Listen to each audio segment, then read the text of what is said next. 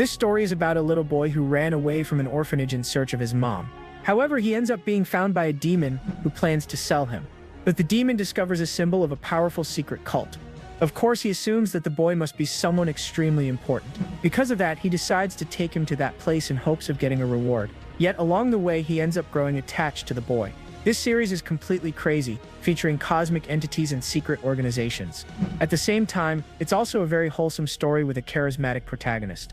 I hope you enjoy the video. Our story begins in a dark and abandoned building. A squad of soldiers advances with caution. The leader of the squad activates the scanner, which maps the area with a red light. In that moment, one of the soldiers shouts that the target is here, and the team advances quickly. The light of their flashlight reveals a cornered child, who looks wild and frightened. But suddenly the child bursts away at high speed, trying to escape the squad. The leader then orders them to throw the device, trying to capture the fleeing target. The scene shifts abruptly to a room, where a boy wakes up with a jump, startled. He sits on the bed, and the story explains that the strong sunlight woke him. The place seems to be an orphanage, a special protection zone for children, but as he steps off the bed, his feet full of scars reveal a difficult past. The story explains that this place was strange to the boy, who walked all clumsy. After all, he now had flat flooring, clean clothes, and even prepared food on the table. The boy spent most of his time alone on a hill, until other children appear. They invite him to play together, but the boy becomes completely terrified at the idea. Suddenly, he throws himself on the ground like an animal, with the hair on his body standing on end. With this bizarre reaction, the other children run away screaming, completely scared of him.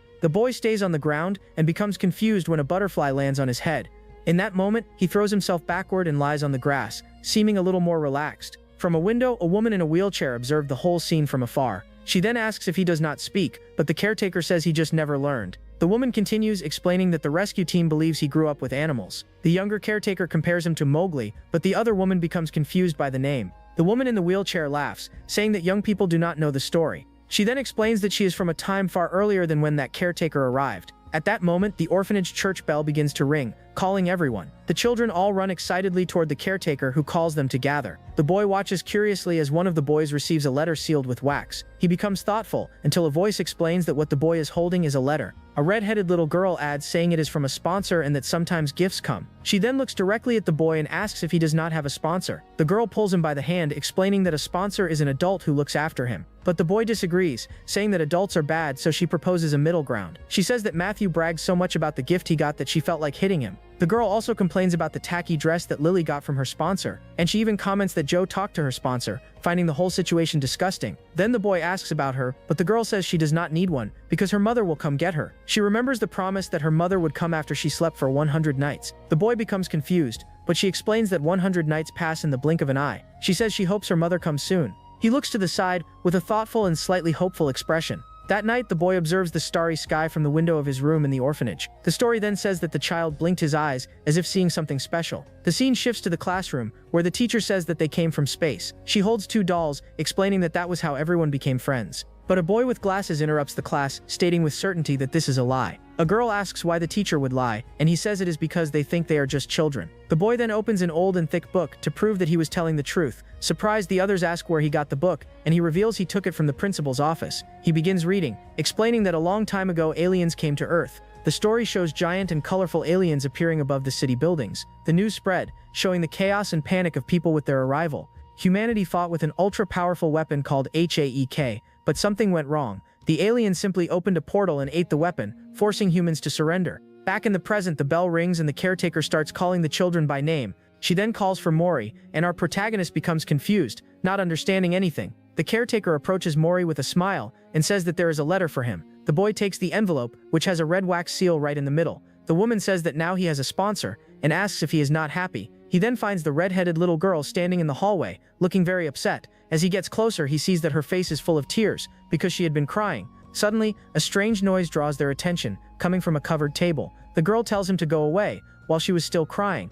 He then begins to walk in circles around the table, very afraid of what might come out of there. The girl remains huddled in the corner, confused by her friend's strange reaction. On the floor, he finds a bitten cookie along with some twigs and flowers. Mori crawls toward the objects, investigating what he thought was a monster's hiding place. The girl then explains that all of that are things she values and kept there. She picks up the cookie from the floor, grumbling with a look of disgust on her face. The girl reveals that the 100 nights have already passed, and that her mother lied to her. The girl cries, saying that now she is completely alone in the world. Seeing her sadness, Mori sits beside the girl in an awkward gesture. Little by little, she calms down, and even manages to give him a small smile. The boy offers the cookie, and she asks if she can really eat that. He starts drooling with desire as she brings the food close to his mouth. The sunlight illuminates their hiding place, making the atmosphere a little happier. She notices that he cannot read, and takes the letter from his hand to help. But upon opening it, she sees that the letter has only a single word written, "Hello." Outraged, she shakes the envelope and asks if that is all, and something falls. What falls to the floor is a beautiful bright blue flower that looks like crystal. Mori becomes completely hypnotized by the beauty of that mysterious flower. Later, he takes the flower to bed and places it beside the pillow. At that moment, he has a strange dream, seeing himself as a baby surrounded by blue flowers. Back in the room, a blue light shines while Mori sleeps peacefully. Time passes in the orphanage, and the church bell rings, marking a new day. With that, Mori continues receiving letters and gifts, and everyone thinks he is very lucky. He has already accumulated so many gifts that the other children are impressed with the quantity. While his friend complains about the letters, the others are delighted with the crayons and the talking doll. The children then wonder what kind of person the sponsor is, and why they are so kind. One of the boys says that adults are nice when they feel guilty, leaving Mori confused.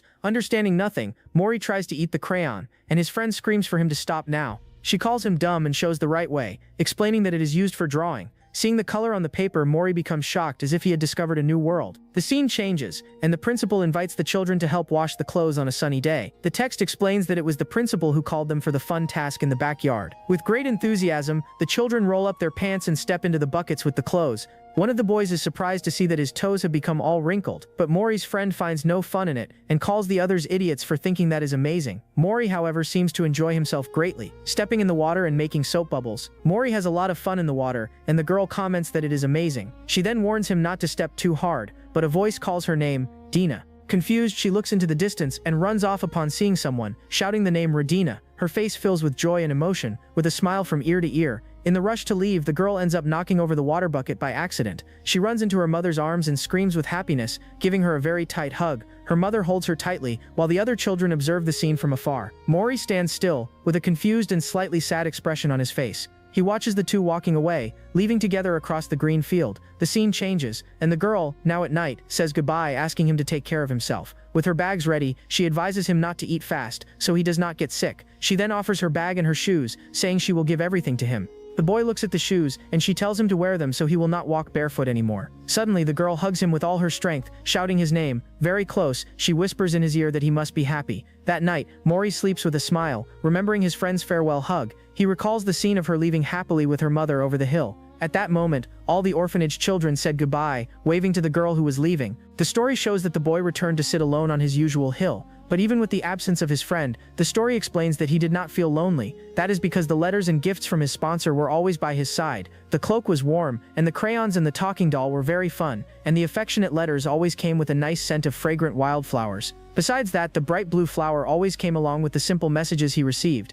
With all that, Mori looked at the horizon, thoughtful about who sent so many gifts. He remembers the friend's questions, whether the sponsor felt guilty about something, and he also recalls his friend's joy upon finally finding her mother. A light then shines in his eye, as if he had had a great idea. The story says that the child wondered if this mysterious person could be someone special. It was then that he asked himself if the sponsor could be his own mother. Decided, Mori packs his things in the bag his friend gave him, ready for an adventure.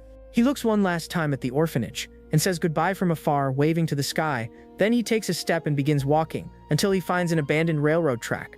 Wearing the shoes he received, he sets off on an unknown path under the starry sky.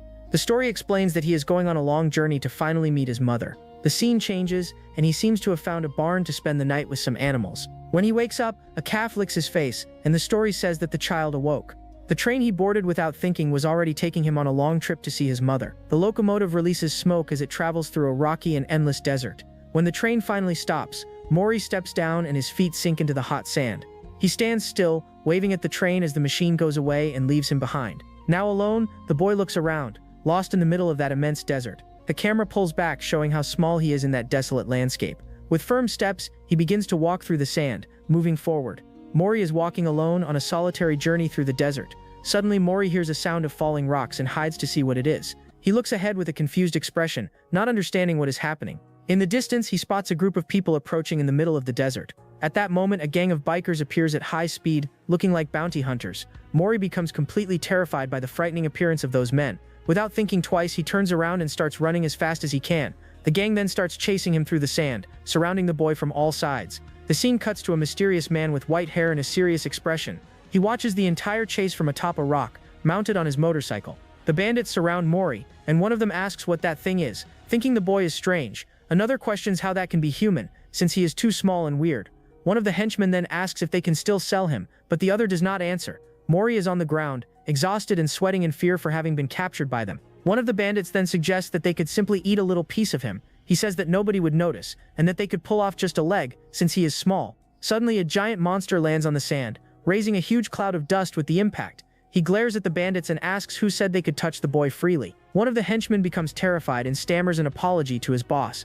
The boss grumbles that something that size is not even good for a snack, but then he notices something. Mori stays on the ground, just watching all the confusion without understanding what is going on. At that moment, a shot hits one of the bandits directly, with a burst of green energy. The others are shocked, wondering what kind of bullet that was that glowed. Suddenly, a super technological motorcycle appears on the horizon, coming at high speed. The monster shouts that it is a rider, and tells his men not to panic, because it is just one. Even with the warning, the henchmen start shooting desperately at the motorcyclist, but the rider dodges all the bullets with impressive skill, without being hit. He maneuvers his motorcycle and fires back, hitting the enemies with red lasers. Seeing his men fall, the boss becomes furious and curses the motorcyclist with great hatred. He then charges toward the rider, ready to attack at full force. With a roar of fury, the monster stretches his claw, preparing the final strike, but the rider accelerates his motorcycle, dodging the attack with a very risky maneuver. The monster's strike hits the ground and causes a gigantic explosion of sand and dust. With a confident smile, the boss watches the smoke, thinking he won the fight, but his hand begins to glitch, as if a computer program were malfunctioning.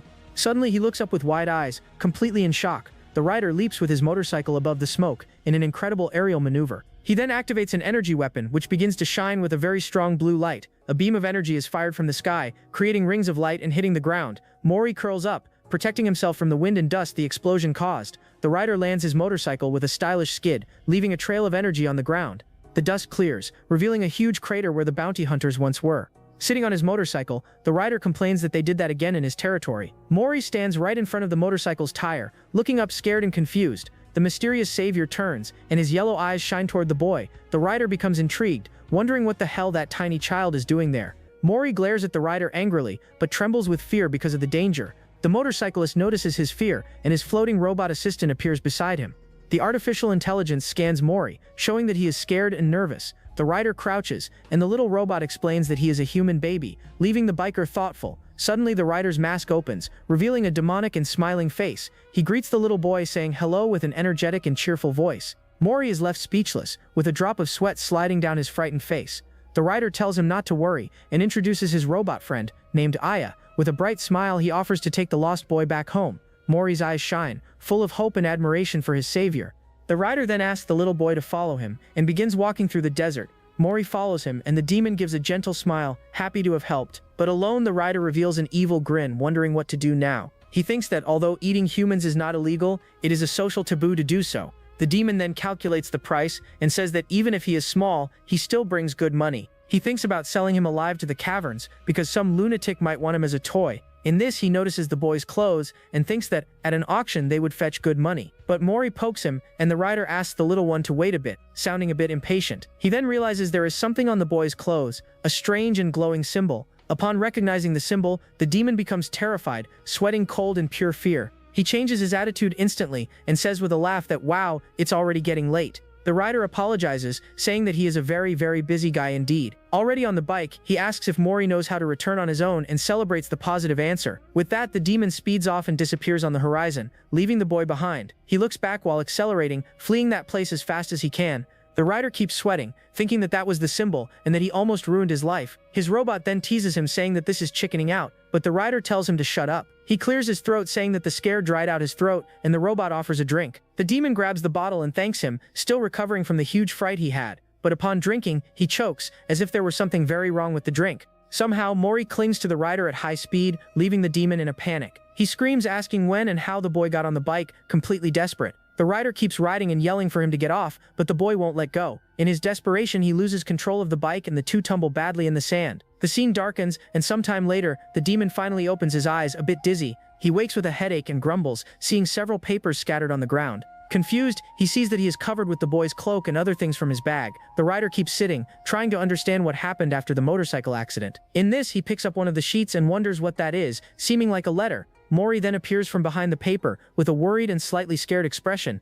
The rider jumps in fright and screams because he thought the boy was sleeping, but then the robot explains that it covered him with the items and made a fire to warm him. The robot says that he seems to need hydration, and the rider agrees to drink water. Mori then gets up and walks back to the fire, leaving the demon watching. He grabs the canteen to fetch the water, and the rider just watches him, feeling awkward. But Mori trips on a rock and ends up throwing all the water into the rider's face. The demon is drenched and speechless, his eyes wide in total shock. Mori becomes terrified, his hair all spiky, thinking he made a huge mistake. In this, he runs and starts gathering his things, and the rider realizes it was him all along. The demon's eyes widen and he stares at the boy with a very serious expression. Mori hugs his things, trembling in fear of the rider's possible reaction. The demon then recognizes the seal of the letter and is certain it is the symbol he feared. The story explains that it is the symbol of one of the 7 fingers, the beginning and the end of the universe. Threatening a bearer of that symbol is like signing one's own death sentence. A bloody image shows the eye of a creature with the symbol carved into its pupil. The rider swallows hard, wiping the sweat from his neck because he knows he got himself into trouble.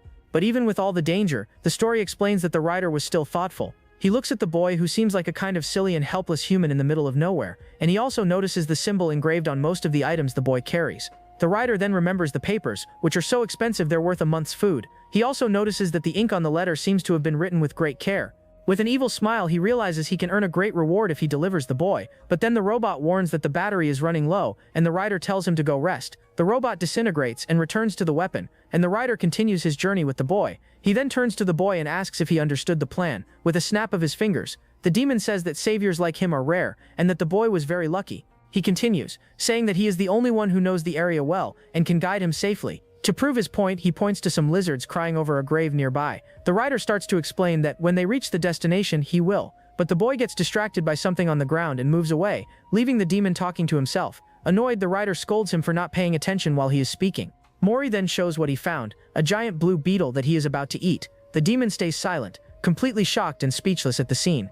In a panic attack, he grabs the boy and yells for him to spit the bug out right now. The rider lies exhausted on the ground, crawling in despair because of the boy's actions. The rider yells at Mori, saying that eating something like that could kill him instantly. He then holds the beetle and shows it, explaining that the blue legs indicate poison. The demon continues the lesson, speaking of mushrooms and scorpions that are also dangerous. Sitting in the sand, he asks if the boy understood, and Mori nods yes. The rider sighs in relief, thinking that now he wouldn't have any more problems with the boy. But right after, he sees Mori trying to fiddle with a giant and dormant security robot, and then the boy tries to touch a huge carnivorous plant that emerges from the sand. To make things worse, Mori almost drowns in quicksand, covering himself in mud. The demon screams desperately for him not to get upset, because the boy is all shiny and clean. Exhausted, the rider throws himself on the ground, wondering what the hell he is doing with his life. Later, he wakes up and sees Mori drawing near the fire, very focused. The rider sits and asks what the boy is drawing with such attention there. Mori shows the drawings, babbling things the demon cannot understand. He then notices a strange name written on a box, and wonders if Mori is a name. The rider grabs one of the drawings and asks what that black thing Mori drew is.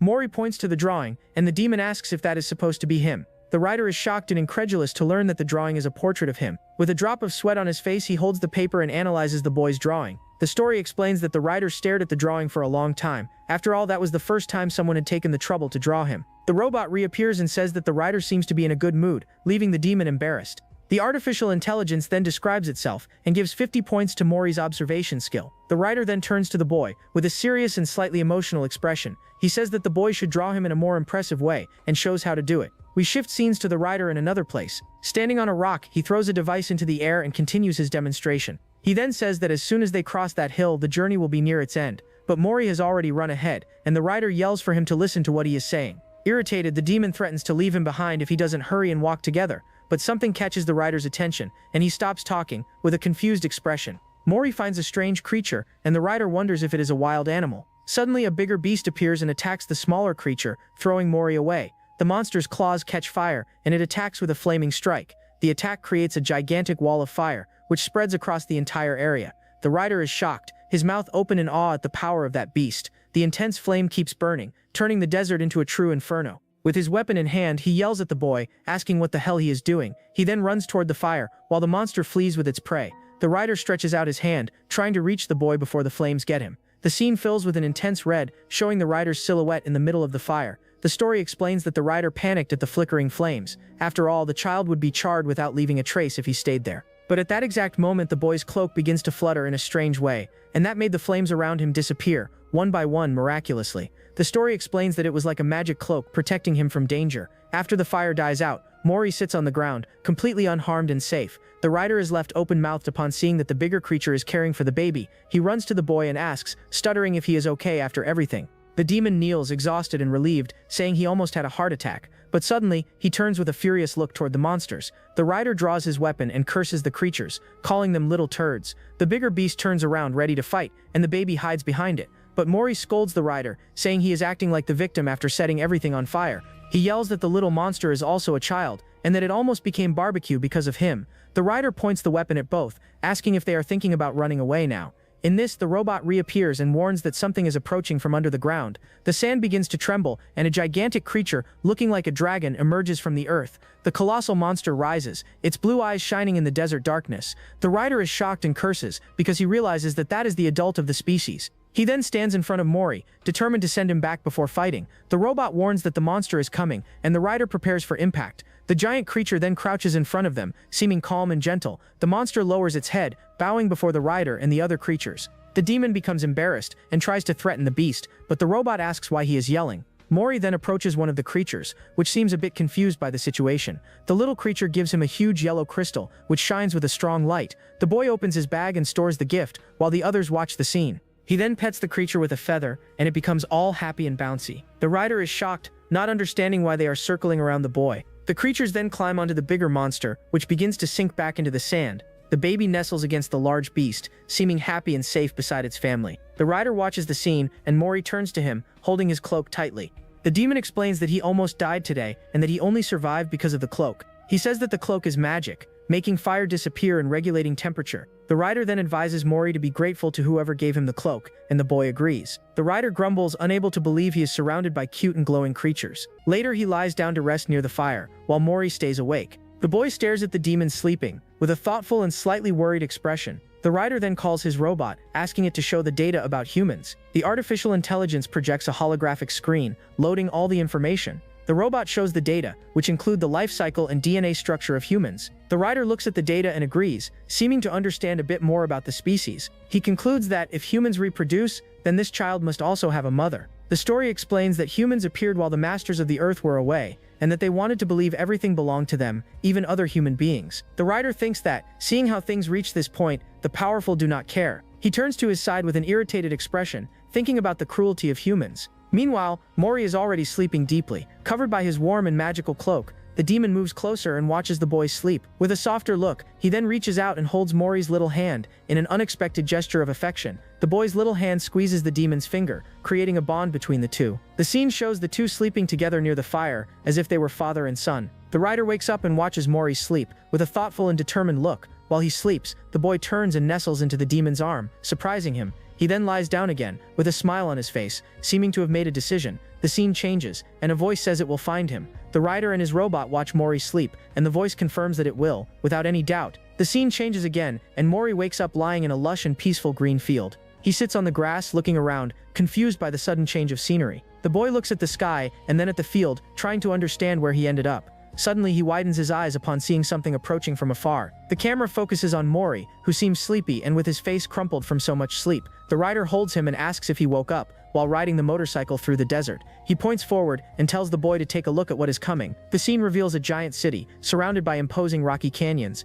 Upon arriving, Mori is impressed by the food and the bustle of the city. The place is built in the middle of a canyon, with bridges connecting the cliffs. Suddenly, a group of demons surrounds the boy, saying he is the cutest thing. They introduce themselves and ask how the little one is doing, all enchanted with him. Mori gets embarrassed, while the demons comment on how small and adorable he is. The rider then picks him up and yells for them to get out, saying it will cost them dearly. He grumbles that Mori stands out more than he expected, and the robot agrees. They enter a kind of bar, and the rider walks through the place with the boy in his arms. A woman named Valentine approaches and asks what is going on with the rider. She asks when he decided to raise a human, and the rider warns that he is not food. The demon then shows the letter and asks if she has ever seen that symbol anywhere. She explains that the symbol is used as payment, and that they are probably in the city. The rider is shocked and asks where they are, and Valentine says it is right there. The woman then strokes Mori's hair and comments that the man she saw also had black hair. Valentine asks why they would come here, and the writer asks for accommodation for 50. The two start arguing about the price, and the writer yells that 35 is enough.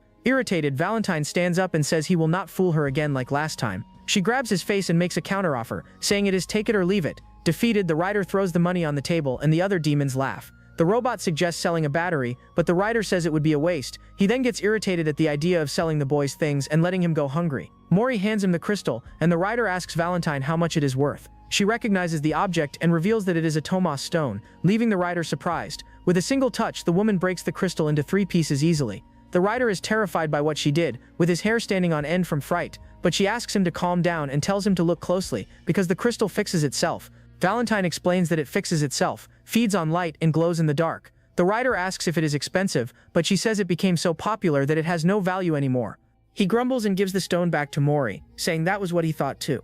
Writer drops the stone on the floor, and it rolls and stops near another person. The boy then walks toward whoever picked up the crystal without any fear. He and the mysterious creature touch the stone at the same time, creating a moment of connection. The boy sits down, and the masked demon watches the little one with curiosity. The creature reveals itself with a frightening appearance, but it seems gentle near the boy. With wide eyes, the masked demon says that the boy is adorable. He then starts playing with Mori, lifting the boy by the ribbon of his hood. Suddenly, the creature grabs the boy tightly. He opens a magic portal and pulls Mori inside, with several hands grabbing him. The boy rubs his eyes and sees the masked demon watching him from the darkness. Mori is terrified, with a drop of sweat running down his frightened face. The creature then vanishes into the shadows, taking the boy away from the bar. Left behind, Mori begins to cry and scream in fear in the middle of the darkness. He keeps crying, with tears running down his face, feeling alone and lost. The rider hears the crying and turns around, with a shocked and worried expression on his face. The rider looks around and wonders where Mori went, somewhat concerned. He yells the boy's name, wondering where that kid went now. One of the demons grumbles, while the masked creature disappears behind a curtain. The masked demon looks back, as if hiding something important. The rider jumps to his feet, with an expression of anger and despair on his face. He runs to the curtain and yells for the creature to wait, trying to stop it from fleeing. The robot begins scanning the area, and the rider yells for him to stop for a moment. He reaches out his hand, yelling once more for the creature to stop, but it is too late. The masked demon jumps off the bridge, disappearing into the dark abyss of the canyon. The rider stands at the edge, shocked and confused by the creature's sudden escape. The masked demon looks up, with a defiant and mysterious gaze. The robot says it detected a life form in the creature's pocket, and the rider becomes furious. He then orders the robot to fly up to block their path, and the little one floats. The rider begins running across the bridge, chasing the kidnapper with all his speed. The robot flies, searching for a way to intercept the masked demon. The robot begins scanning the city, with its sensor glowing green. The sweep maps the entire canyon structure, showing the bridges and passages. The holographic screen displays various data, analyzing obstacles and possible paths. The robot reports that it found 14 possible routes for the chase. It calculates the target's speed and direction, and concludes that they are on Route 2. The artificial intelligence initiates navigation, and the rider shoots after the kidnapper. The robot warns that there are stairs ahead, and the rider goes down the steps quickly. Meanwhile, the masked demon hides behind some barrels, trying to throw him off.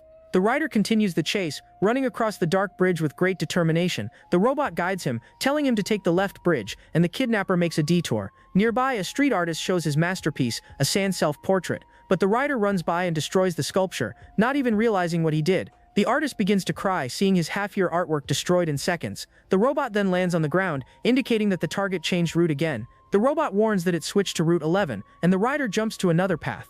The masked demon runs, looking back to see if the rider is still on his tail. Mori, inside the bag, struggles and trembles with fear, trying to escape from there. The robot warns that they are approaching the destination, and the rider speeds up. He then reaches a place that looks like a portal, with a golden light in the back. The rider jumps to another rock, using the canyon paths to take a shortcut. But he reaches a dead end, and wonders if the robot is being serious. The artificial intelligence then shows the target on the map and yells that it's now. The rider throws himself off the cliff, using a hook to swing to the other side. He lands hard on the ground, rolling a few times before managing to get up. The kidnapper turns and is shocked to see that the rider managed to reach him. The creature turns and tries to flee again, but the rider is getting closer. The demon then summons his bike from the sky, which falls on top of the kidnapper. The bike lands on the ground, and the rider approaches the fallen and cornered enemy. The masked demon asks who he is and why he is chasing him like that, but the rider ignores him and yells for Mori, asking if the boy can hear him. The masked demon mutters something, and the muffled sound comes from inside the pocket. The robot scans the voice, trying to identify whose sound it heard.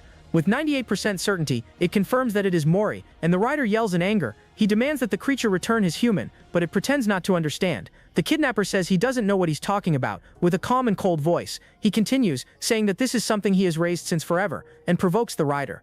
The robot warns that Mori's fear level is rising, making the rider even more furious. He points the gun and orders the creature to stop talking nonsense and take the boy out of there. But the masked demon refuses, with a simple and direct no. He says the boy is very cute, and that because of that he will raise him. The creature repeats that he will raise the boy because he is too cute to let go. The kidnapper recognizes the rider and provokes him, calling him crazy. He continues saying that the rider is an infamous outlaw with an illegal offspring. The rider then asks how someone as dangerous as him can raise a human, but the masked demon replies that he can raise him with much more love than he can. The masked demon says the rider also wants the boy because he likes him. He challenges the rider, proposing that they ask Mori himself who he prefers to stay with. The creature goes silent for a moment, staring at the demon with its empty eyes, but he dodges the subject, saying that the boy's opinion is not important in that situation. The rider then prepares to fight, and the robot transforms into a powerful weapon. The kidnapper warns that shooting in the city will put him on the wanted list, but the rider doesn't care, and Mori's crying echoes in the darkness, leaving him desperate. The story shows that the child was scared and saw no way out of that dark place. Suddenly a voice speaks to him, and it was the doll his mother gave him. The masked demon then makes a proposal, saying he will be generous and give in. He proposes to keep the head, and the rider can keep the boy's body. The robot's screen shows that the remaining energy is 63%, enough for one shot.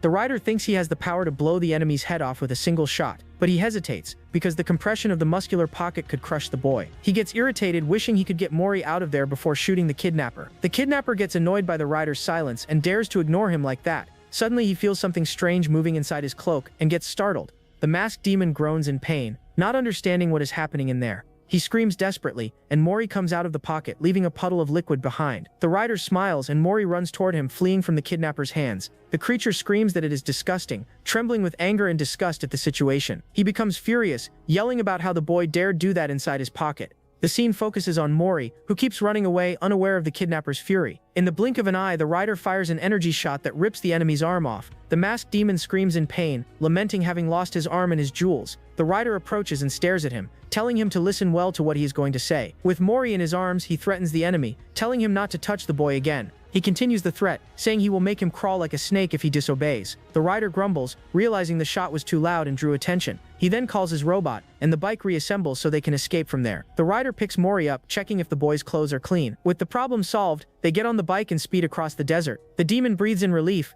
and Mori looks at him with a confused expression. Suddenly, the rider starts laughing loudly, happy with what happened. He mocks the kidnapper, laughing at how the enemy got all disgusting and irritated. The robot praises the tactic, saying it was a truly ingenious method of escaping. The rider then hugs Mori and congratulates him, saying he did really well. He says he is very proud of the boy, and Mori's eyes shine with joy. The boy climbs onto the rider's shoulders, feeling majestic and victorious. The robot asks which direction they should go, and the rider says it's the fastest route. With Mori on his shoulders, he announces that they are going to the whale cradle. But the boy starts climbing onto his head, and the rider yells for him to get down. They arrive at a place full of fog and get off the bike to continue on foot. Mori climbs a hill and looks around, curious about the new environment. Suddenly the boy's mouth opens wide, amazed at what he sees in front of him. The scene reveals a mountainous landscape, with the two exploring the new territory. They travel through forests, ruins, and deserts, living many adventures together. At night, they camp and cook over the fire, sharing a moment of peace. Elsewhere, they find a sinister forest, with branches that look like tentacles. In a dark cave, the rider faints, and Mori gets scared by a strong light. The robot saves the data, recording that the strange creature fears strong lights. They then arrive in a cave with the phrase "No War" written on the wall. The rider picks up an improvised shield, and the two prepare for what comes next. They navigate through an underground river, with Mori on a raft, and the rider swimming beside him. Upon arriving in a dark cave, they see several red eyes watching from the darkness. Suddenly, a swarm of flying creatures attacks, and the rider tries to protect himself. Mori disassembles the robot, taking a green piece that glows with an intense light. He then rubs the piece on the rider's face, as if it were war paint. The journey continues, and their bike flies over a green field under the moonlight. Mori watches the moon with a thoughtful look, remembering everything he has lived. The scene reveals a starry sky, with a school of giant flying whales. One of the whales flies over their bike, creating a magical scene. Mori reaches out his hand, amazed by the beauty of those flying creatures. The rider smiles, happy to see the boy's joy at that spectacle. He activates the autopilot and lifts Mori into the air so he can see better.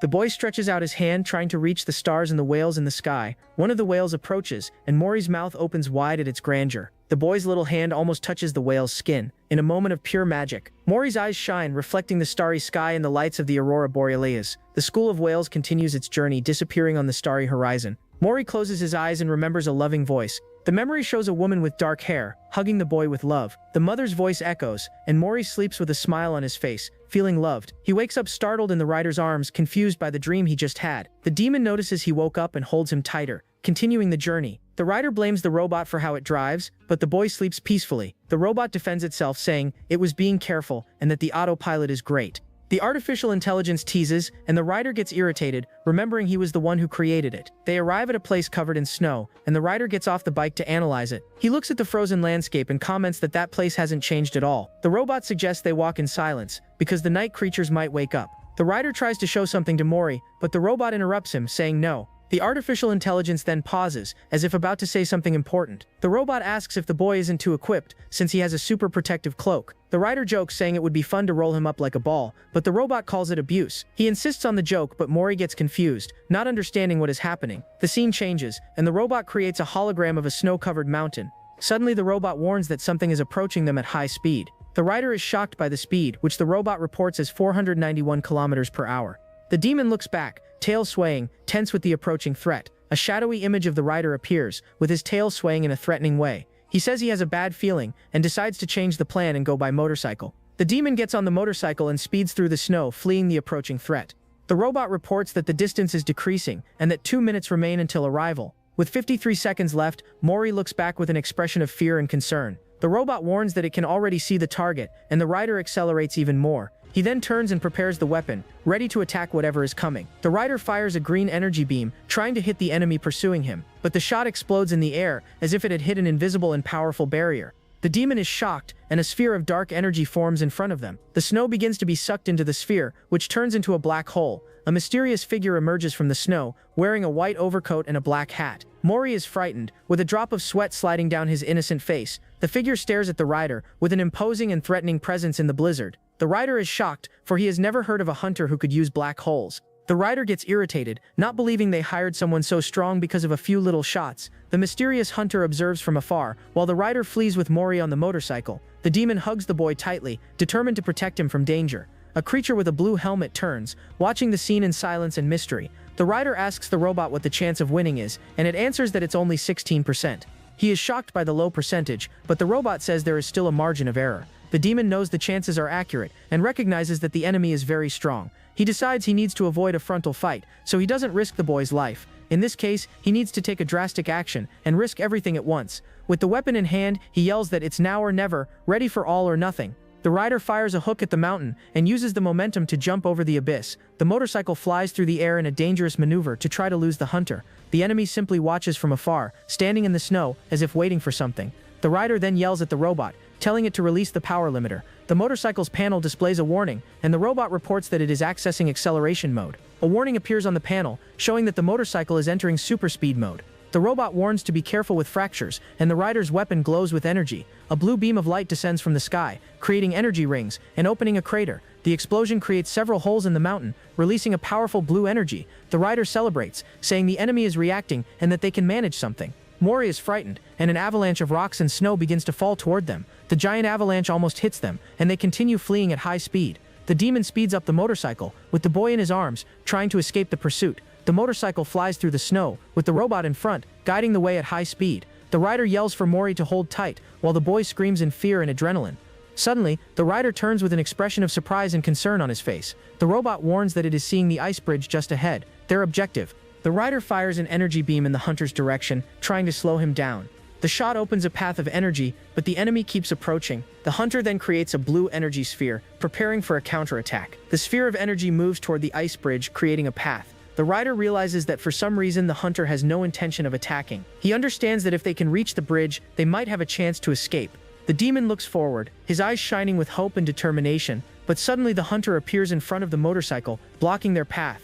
The rider is shocked, and the enemy attacks him with impressive speed. The hunter grabs the rider's throat, choking him with absurd strength. The rider tries to break free, but the enemy's hand is too strong and he cannot. The hunter lifts him into the air, leaving his feet dangling without touching the ground. The hunter continues pressing the rider. The figure then approaches Mori, who is curled up and frightened on the ground. The hunter stretches out his hand, ready to grab the defenseless boy on the ground. Mori stares at him with eyes full of tears, scared of what might happen. Suddenly, the hunter notices something and turns, with an expression of surprise. The rider jumps from the cliff and attacks the enemy with a powerful flying kick. The hunter manages to defend himself, but the impact of the blow throws him far away. The rider falls to the ground, injured but determined to protect the boy at all costs. He stares at the enemy and asks if he doesn't know that place with a defiant look. The scene shows the broken ice bridge, with the two staring at each other from opposite sides. The hunter advances, ready to continue the fight against the wounded demon. Suddenly, a giant flying whale emerges from the snow. The hunter throws the rider toward the whale, using the demon as bait. The robot warns that it is retrieving the motorcycle, while the hunter watches the scene. The creature shakes its head as if disappointed. Mori wakes up and calls for the rider. With the robot floating at his side, worried, the rider opens his eyes, dizzy, and wonders if he fainted during the commotion. The robot explains that it was lack of air, and the rider asks how Mori is. The artificial intelligence praises the strategy, saying that waking the whale was a good idea. The rider stands up and asks where they are now, looking around confused. He looks at the landscape with a serious expression, trying to recognize the place. The scene reveals a floating city, with a giant black sphere in the middle of it. The robot reports that they have arrived in the city, the final destination of their journey. Mori points to the city, amazed by the sight of that floating place. The rider asks if they should go to the entrance, but the robot advises him to disguise himself. He then pulls off a piece of hair from a dead creature to use as a disguise. The demon adjusts the fake hair, preparing to enter the city without being recognized. He calls Mori and says that everything is fine, ready to start the new phase of the mission. But Mori gets confused, not understanding why the rider is wearing that weird hair. The rider gets confused, not understanding why the boy is acting that way. Mori starts running in circles, and the rider asks what came over him all of a sudden. He picks the boy up and yells that it's him, the rider, but Mori remains scared. The robot explains that he does not recognize him because of the hair, leaving the rider irritated. The artificial intelligence then suggests a solution to that unexpected problem. The robot places itself on the boy's head, and the two hide under the cloak. The rider then puts Mori on his shoulders, and the three become a bizarre figure. They walk through a giant hallway, and the robot complains that the two are noisy. Upon reaching the end, they find a reception, and a voice says, "Hello." A creature without a body welcomes them and asks how it can help them. The robot reports that they are there to find Patch, the owner of the symbol. The rider reaches into the boy's pocket to get the letter, and he groans in pain. The robot then hands over the envelope with the seal, proving that they have permission. The receptionist creates a hologram and asks which of the symbols they are looking for. The rider is shocked, for he did not know that the insignia could be used by several members. The robot wonders which one they should go to, not knowing which to choose. He looks at the hologram, trying to identify which of the locations is the correct one. Mori then rummages through the bag, as if searching for something important inside. He takes out the blue crystal flower and offers it to the receptionist, somewhat shyly. The flower glows with a blue light, seeming to hold some special magical power. The receptionist turns, as if she recognized the object the boy showed. She then says that there is only one person they can go to with that item. A portal opens in the middle of the room, revealing a path to an unknown place. The robot wonders what that is, and the rider says it looks like a portal. The two look at each other, and the rider touches the portal with his hand, feeling the energy. The receptionist tells them not to worry, for they will get there either way. The rider then enters the portal, crossing the dark barrier cautiously. They walk through a dark hallway, until they find a light at the end of the tunnel. The scene reveals a green field, with a blue sky and white clouds.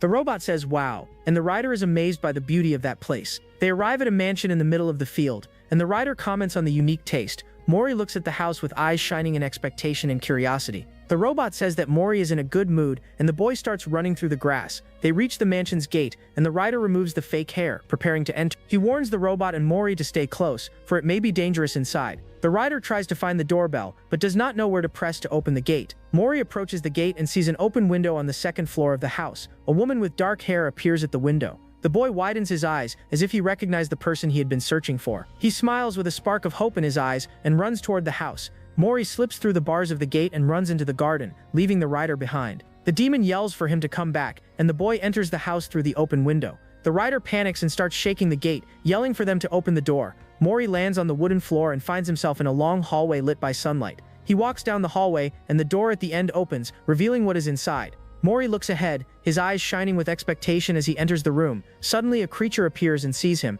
It asks who he is. The strange creature also seems confused by the visit. The boy gets a drop of sweat, while the creature asks how he got in there. They get startled by each other, and Mori hides, for the creature says it was not expecting guests. The boy then remembers the smell of the blue flowers, which makes him feel something special. He turns suddenly, as if he had an idea to solve the situation.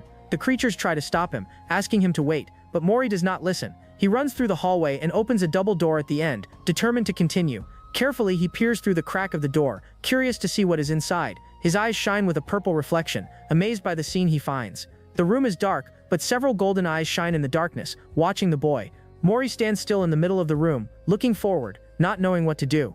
He then remembers his friend's hug, crying with happiness upon finding her mother. The creature with angel wings turns around, and Mori stays there, frozen, waiting for a reaction. Mori remembers his mother, and the image of her hugging him with affection comes to mind. The winged creature stretches out her hand, trying to gently touch the boy's head. But instead of smiling, Mori starts crying, his face all red and swollen. Ryder arrives running and yells his name, worried about what happened there. Mori keeps crying, mouth open in a heartbreaking sob. The winged creature and Ryder stand still, shocked by the boy's reaction. The boy's crying echoes through the mansion, leaving a sad atmosphere in the air. Sometime later, Mori is curled up under a table, still scared and crying. Ryder crawls under the table and tries to cheer him up, inviting him for a snack. He then suggests they draw something and throws himself on the bedroom floor, exhausted. Moria asks Ryder how the boy is, and he says he needs some time. Moria comments that Ryder seems worried, and he says it's the first time he's seen him cry. Ryder confesses that the mother wasn't as good as he imagined, and the angel becomes confused. The creature then introduces herself as Miria, Mori's sponsor, leaving Ryder surprised, and the story reveals that she is the leader of the PAE, the organization behind the symbol. The scene shifts to night, and the moonlight illuminates the room they are in. Mori wakes up in the middle of the night, with a sleepy expression and flushed cheeks. He sits on the bed and sees the robot charging while Ryder sleeps deeply. The boy approaches the demon's bed and watches him sleep, curious. Suddenly, Mori jumps on top of Ryder, who wakes up in shock and screams in pain. The demon grumbles and asks the boy to calm down, but Mori won't stay still. The boy then leaves the room and peeks down the hallway, as if looking for something. He goes down the stairs carefully, exploring the dark mansion in the middle of the night. Mori reaches the kitchen and starts crawling on the floor, looking for food. The boy looks up, cheeks flushed, smelling something tasty. He climbs onto a chair and sees a basket full of green, glowing fruits. Ryder appears and encourages him to try one, saying it's super rare and delicious. Mori tries to grab a fruit, but the basket is too high and he can't reach it. He then uses a chair to climb onto the table and finally manages to grab the fruit. The boy is happy for reaching the fruit. He looks toward the door and sees a strange creature with glowing eyes. Miria grabs a flashlight and walks through the dark library, searching for something. She has long white hair and dark skin. With a serious and mysterious look, the creature begins to sense someone's presence and goes to check. The presence was Mori, who was wandering around. The boy is distracted by a fruit on the table and becomes confused by the situation. He turns around and runs into Miria. Suddenly, several red lasers cut through the room, almost hitting the boy and the creature. Miria becomes terrified, eyes wide in pure shock and fear. She runs and hides behind the door while the lasers continue attacking.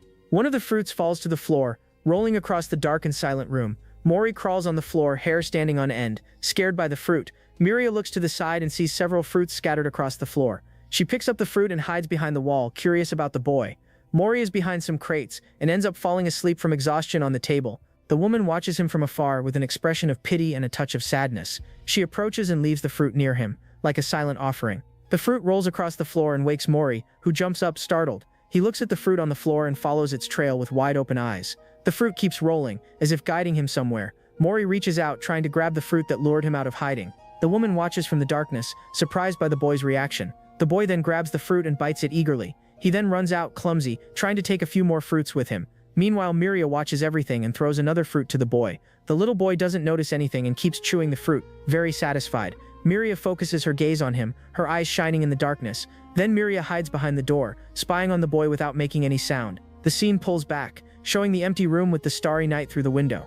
Then we see the kitchen, with fruit remains on the floor marking someone's passage. Lying on the floor, one of the siblings whispers to the others to stay quiet so they don't wake him, but the other, very curious, suddenly appears shouting that he also wants to take a look. One of the siblings wonders why the kitchen is such a mess like that. Then little Mori runs and clings to the leg of someone who has just arrived. He then looks up with a cute face, seeming very surprised by the visitor. It was Ryder, and his robot warns that little Mori needs to wash his dirty face. The little boy remains clinging to his leg, with no intention of letting go of his friend. Ryder picks him up, pretending to be angry, but the drone comments that his body is honest. Then the little robot begins giving an important message to Mori about what happened yesterday. The scene shifts to a room, and someone serves tea while explaining that their friend has already left. Sitting there, Ryder thanks for the help because he didn't know how to express his gratitude. In response, the hooded being simply places a mysterious black box on the table. Ryder stares at the box for a moment, and the other tells him to open the gift already. He then opens the box and an intense light shines from inside, completely surprising him.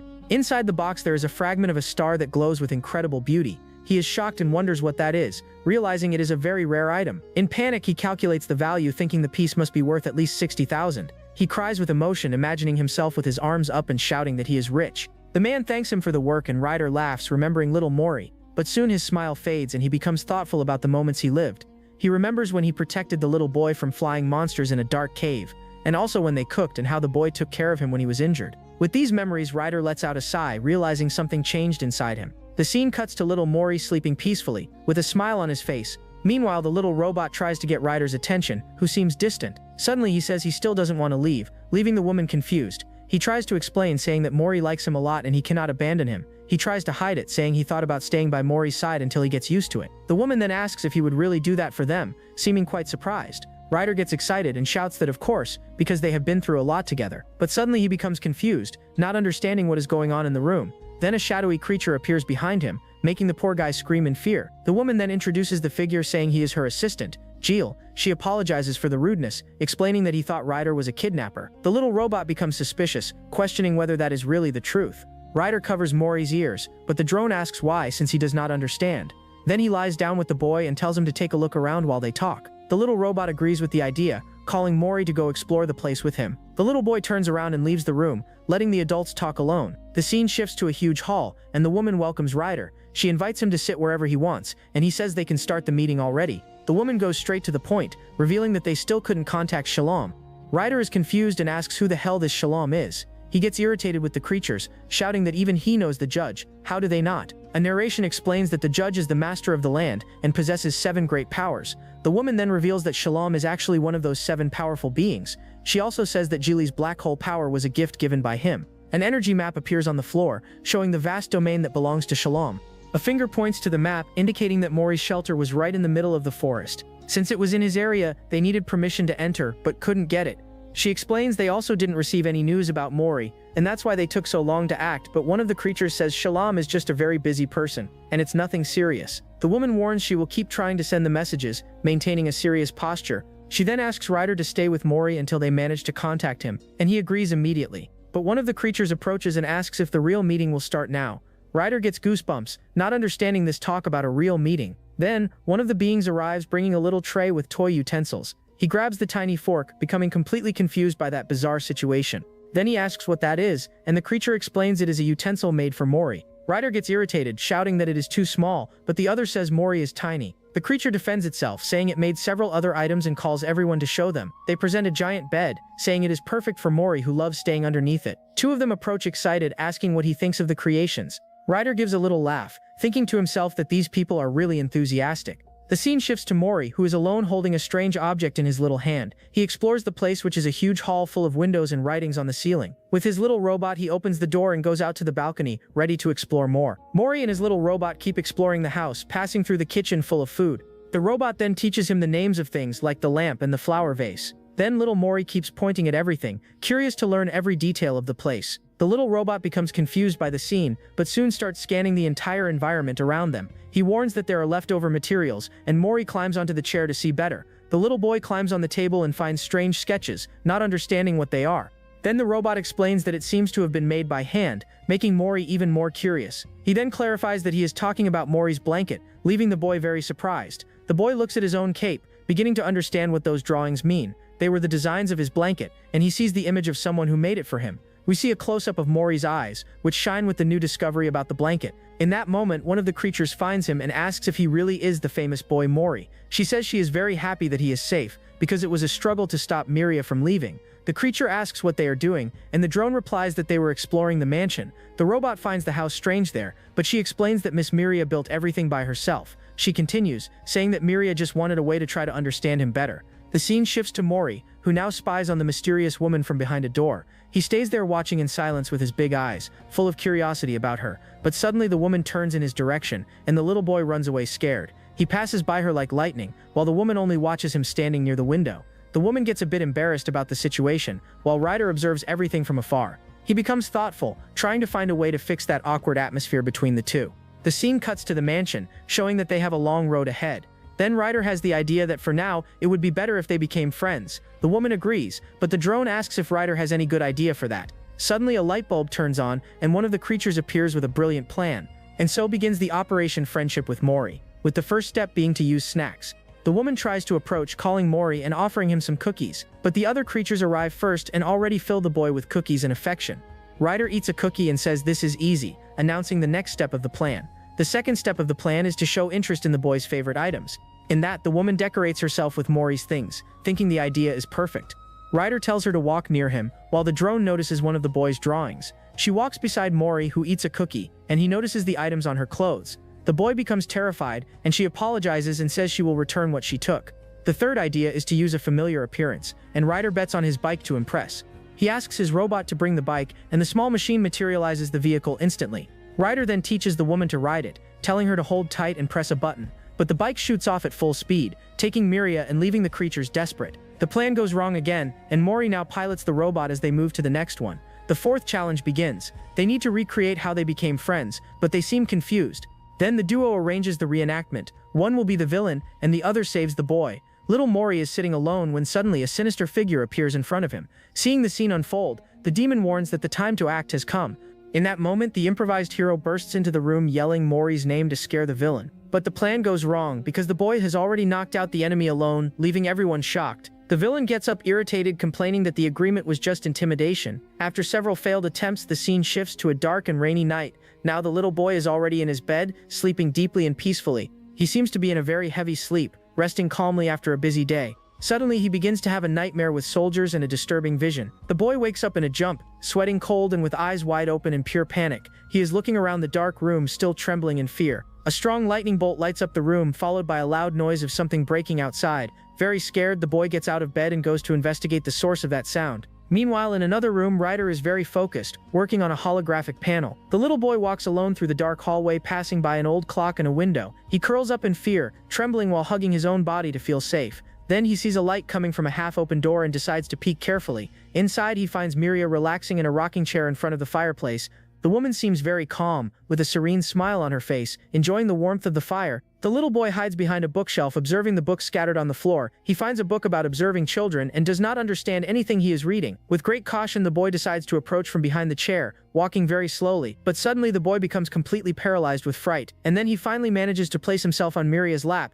On her lap, the boy was still a little scared. Miria hugs him, and little by little his fear begins to fade. Now calmer, Mori looks up with his big eyes, full of curiosity. The boy then nestles into her lap, feeling a familiar and comfortable scent. Miria continued sleeping. While the boy was on her lap, he settles into her arms, feeling totally safe and protected there. In that moment, the little one lifts his head and stares at the figure with his bright and curious eyes. His huge eyes reflect the firelight, while an idea begins to form. In that moment, he understands everything and thinks that that figure is like a mother to him. Time passes quietly, with the sound of the fireplace warming the comfortable environment. Suddenly, the woman wakes up startled, realizing she ended up falling asleep. She thinks it is already late and that she needs to return to her own room soon. But when she looks down, she is shocked to see that the little boy fell asleep on her lap. She panics, wondering why Mori is there and since when. Desperate, she thinks about what to do and considers calling Ryder and Aya for help. But the boy moves, so she decides to stay quiet so she doesn't wake him. Seeing the boy snoring softly, her expression calms and she watches him sleep. With that, the woman hugs him gently, deciding to take care of him for now.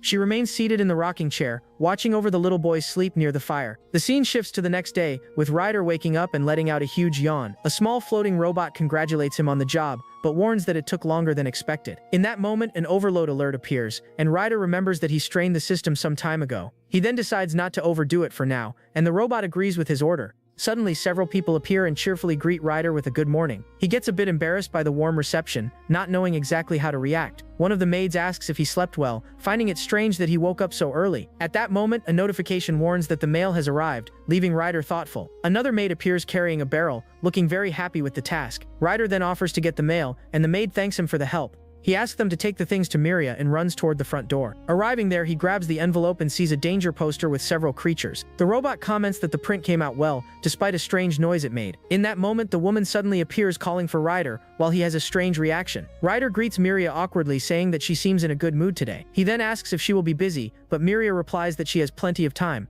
Excited, he says that's great because he needs help with Mori's clothes. But then he remembers an important detail. He is now a wanted man. Ryder panics because he was so focused on Mori that he completely forgot about that. Miria then suggests that they get ready to go out, making the demon even more nervous. Desperate, he asks her to wait and asks where they are going. She calmly replies that they are going to the center, leaving him confused. Ryder begins to sweat cold, asking if she is talking about the city center. With a huge smile, the woman confirms that yes, leaving the demon terrified. He realizes he is completely doomed, already imagining the danger he will face. The scene shifts to a fancy store, where several attendants welcome them. They enter a very wide and white place, with a very minimalist decoration. Ryder asks what place this is, and she explains that it is where she has her clothes made. An attendant shows a virtual model, warning that they can test and modify it on the spot.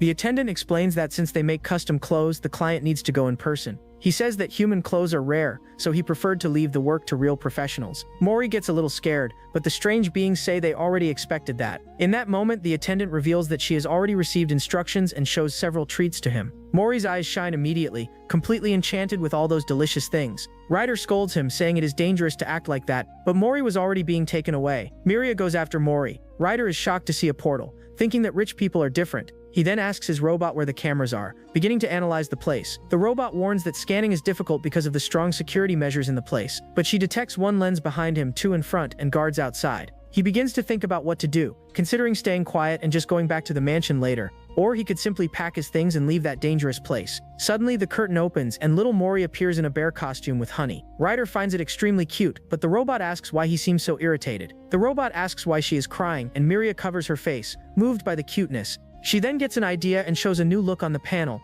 asking what they think of it. In that moment, little Mori appears in an angel outfit, looking like a true work of art. Miria is left breathless with so much cuteness, and the robot comments that it seems she really liked it. Excited, Ryder tells her to let him try too, thinking he can do even better, and the result is Mori dressed as a rocker, with a leather jacket and a skull motorcycle. Ryder celebrates, but the robot says the two have no sense and that now it's his turn. With that, the boy appears in a futuristic outfit full of lights and a technological helmet. Everyone is impressed, and the robot says it turned out perfect and that they can continue now. Miria then picks up the little one in her arms, looking very happy with the choice. Ryder also holds Mori in his arms, who takes the chance to eat a delicious cookie, but he remembers the wanted poster and yells that it wasn't really his fault. He tries to justify himself, saying that he shot the city because Mori was kidnapped. Then he turns to Miria, saying that he has something very important to say now. Ryder gathers his courage and decides that he will reveal everything at once, no more excuses. He remembers the kidnapper asking how someone dangerous like him could raise a human. That question left him thoughtful, with a very serious and slightly shaken expression. Suddenly, a voice warns that the guides will help him find the way out. With that, Ryder begins to sweat cold, realizing he is being kicked out of the mansion. He looks at Miria and then at Mori's bag, completely without reaction. Ryder tries to change the subject and asks about the letter she wrote to Mori, wanting to know what it meant. Miria then turns to him with a serious posture, seeming to think about the answer. She then hands him a photograph, leaving Ryder totally confused by the gesture. He looks at the image and sees only a green field with a blue sky, and something small on the hill. Miria explains that the thing in the photo is Mori, leaving Ryder shocked by the revelation. She then says that, as usual, she was analyzing some documents and received a letter from Shalom. The scene shifts to the past, showing that she thought it was a pamphlet and almost ignored it, but the paper begins to shine and she decides to take a look at what was inside. In that moment, a strong light transports her to a green field, completely surprising her. She then realizes that it was a video, and sees herself in the same place as the photo she showed. In the video, she spots the orphanage, and then something small on the hill, not understanding what it was. But looking more closely, she notices someone sitting there on the grass. It was little Mori, and the sight of that cute child left her completely stunned. She becomes amazed, thinking how something could be so round and perfect like that. The video then ends, and she explains that that was exactly what she thought at the time. Miria holds the photo gently, remembering that first moment when she saw him. With a small smile, she turns to him, finishing the story of how everything began. She then explains that they filmed from afar because Mori was scared of the camera and was looking at an ant. Ryder asks if the story isn't a bit boring, but she says no, leaving him embarrassed. He stays silent for a moment and thinks that this is a good beginning for them. He then grumbles, comparing himself to someone else, but doesn't finish the sentence. The scene returns to the store, and an attendant suggests a type of fabric for Mori's pants. Suddenly the lights go out, and Miria apologizes, saying she will turn them back on now. In that moment, a very strong light illuminates Mori's face, leaving him completely paralyzed. His eyes widen in panic, while sweat runs down his frightened face. He then stares at a giant ring of light on the ceiling, surrounded by scary statues. The boy becomes terrified, as if he were reliving a very deep trauma. Without thinking twice, he turns and starts running desperately to get away from there. He shoots toward the exit, trying to escape that place as fast as possible. Ryder and Miria have no idea what is happening, completely surprised by the boy's reaction. The little one runs past a tall and shadowy figure without even looking back. But in his haste, he ends up tripping badly and falling hard onto the stone floor. Fallen on the ground, he looks up with an expression of pure terror on his face. The figure is revealed, and it was just one of the attendants with a lamp head. Seeing the scene, Ryder runs shouting Mori's name, desperate about the situation. The robot shouts, warning that if Ryder goes out now, he will be discovered. But he doesn't care about the warning and shoots outside, running through the futuristic city. With a serious face, he only thinks about reaching Mori before something bad happens. In that moment, a city security drone appears, doing its routine patrol. The robot's light turns red, indicating that it detected an intruder in the perimeter. The reflection in Ryder's eye shows that he realized he was spotted by security. Suddenly, Miria grabs him from behind, pulling him with surprising strength. She then holds him and extends her hand, seeming to use some kind of power. The scene shifts to a cosmic space, with Mori floating among magical blue flowers. Back in the store, Ryder shouts Mori's name, who finally wakes up from the trance. Worried, they ask if he is okay, and if he hurt himself anywhere during the fall. The robot warns that his pulse is racing, while Ryder examines him desperately. With his eyes full of tears, little Mori begins to cry, unable to stop. Using her power, Miria transports all of them back to a safe and dark place. The scene darkens, and the image shifts to his tiny hand holding one of the letters he received. Back in the room, the little boy now sleeps peacefully, with both of them taking care of him. Miria becomes thoughtful and comments that the problem doesn't seem to be just because of the light. Ryder agrees, explaining that the light from his weapon is much stronger and never caused this. The robot reminds them that even when Ryder set everything on fire, Mori didn't have this reaction. She then reveals the reason they use more candles than electric light in the mansion. She explains that it was because of the records, which said that Mori's friend used candles. The robot confirms, showing that Mori reacts to spotlights, and Ryder remembers the cave. In that moment, he realizes that the store light was also a very strong circular beam, right? Miria becomes thoughtful, understanding that the circular light was the cause of all the panic. The scene changes, and we see the trio researching ways to help Mori with his trauma. They gather to read a book, trying to find a solution to the little boy's problem. Meanwhile, little Mori stays on the floor drawing, completely unaware of all the confusion. At night, the maids take Mori to a dark room, carefully surrounding the boy. The boy sits on the floor, and the servants prepare a shadow play for him to watch. Then the robot begins telling the story of the three little pigs, starting the show. Little Mori pays close attention to the story, his little eyes shining with curiosity. The story continues, saying that in the forest also lived a very clever wolf. The wolf then watched from hiding, while the pigs built their own houses. Hidden, Ryder observes the whole scene with a little smile, finding the situation funny. The scene changes, and he asks what a shadow play is, not understanding the plan. Miria then explains that they will start with a square and safe beam of light, and little by little, they will switch to circular light, while Mori gets distracted with the play. Back at the theater, the little boy watches the play, seeming much more comfortable now. The light becomes circular, with Ryder and Miria making the shadows of the wolf and the little pig. Thus, they create happy memories, and Mori is left with his eyes full of emotion. The robot then stops the reading, and says that he has one more thing to show. He reveals a drawing that Mori made of the three of them, looking like a family photo. The little machine remembers when he drew that, and becomes a bit embarrassed. The story shifts, and the robot narrates that the little pigs decided to work together. The robot continues, saying that they agreed on the budget and the construction area, and with the builder's experience, Ryder understands nothing about that story. They then build a superhouse to fight against the wolf, leaving Ryder shocked. Mori is left open-mouthed, totally impressed with the twist in the story. The little boy then lets out a delighted laugh, having lots of fun with the play. Ryder stares at the scene, still unable to believe what he just watched there. Miria is also left open-mouthed, surprised by the boy's positive reaction. The two then look at each other, and Ryder gives a small smile, happy the plan worked. But suddenly, a distant voice yells for them to stop fighting right now. The scene shifts, and a shoe is thrown as someone walks down a shadowy hallway. The mysterious figure approaches some statues, and orders them to call Miria. The scene cuts to the next day, with little Mori slowly waking up in bed. The story explains that the child opened his eyes because the strong sunlight woke him. The little robot appears flying, and gives a very cheerful good morning to Mori, who is sleepy. The boy rubs himself against the robot, and he comments that the child woke earlier than usual. He stretches all over the bed, looking very happy and full of energy to start the day. The little boy then rolls across the bed, stands up and starts peeking over the mattress. With his big eyes, he stares at something on the other side of the room, very curious. He then begins crawling across the bed, heading toward what caught his attention. But suddenly he finds an obstacle in the way and becomes a bit confused. It was Ryder, who hugs him and asks to sleep just 10 more minutes, very sleepy. The little one then gets off the bed, letting the demon rest a bit longer in the room. He goes to the door and Ryder wakes up grumbling, not understanding what's happening. With his yellow boots, the little boy leaves the room and begins exploring the hallway. The maids find him and ask if he slept well, worried about the boy. One of the servants gets startled and warns him that it's dangerous to run around alone. But he doesn't listen and opens a door, entering an unknown room of the mansion. He reaches his tiny hands out and finds Miria, who welcomes him with open arms and a smile. The story explains that it has been a month since the child began living there in the mansion. The scene shows his little feet covered in flour, indicating that he got into trouble. He then throws the flour into the air, making a huge mess and having fun with it. One of the maids screams in despair, because she had just cleaned that entire hallway. The little robot then asks Mori if he is hungry, and the boy nods his head. Suddenly, several maids appear at the door, shouting if he is really hungry. The robot then activates a filter, and the boy begins to glow, looking irresistible. Seeing that scene, the servant becomes shocked and wide-eyed, not knowing what to do. Without wasting time, the head maid begins chopping vegetables at an absurd speed. She then prepares an incredible meal, with a presentation worthy of a king. Then several spoons fly toward Mori, who opens his mouth to eat everything. Satisfied and full, the little boy floats around the room, all happy and relaxed. The mysterious figure approaches, and Mori faces her with his face dirty with flour. She then takes him to the sink and holds him to wash his face carefully. But she pours too much water, and the robot complains that she's washing him like laundry. After the bath, the little boy peeks through a door and sees Miria working at the desk.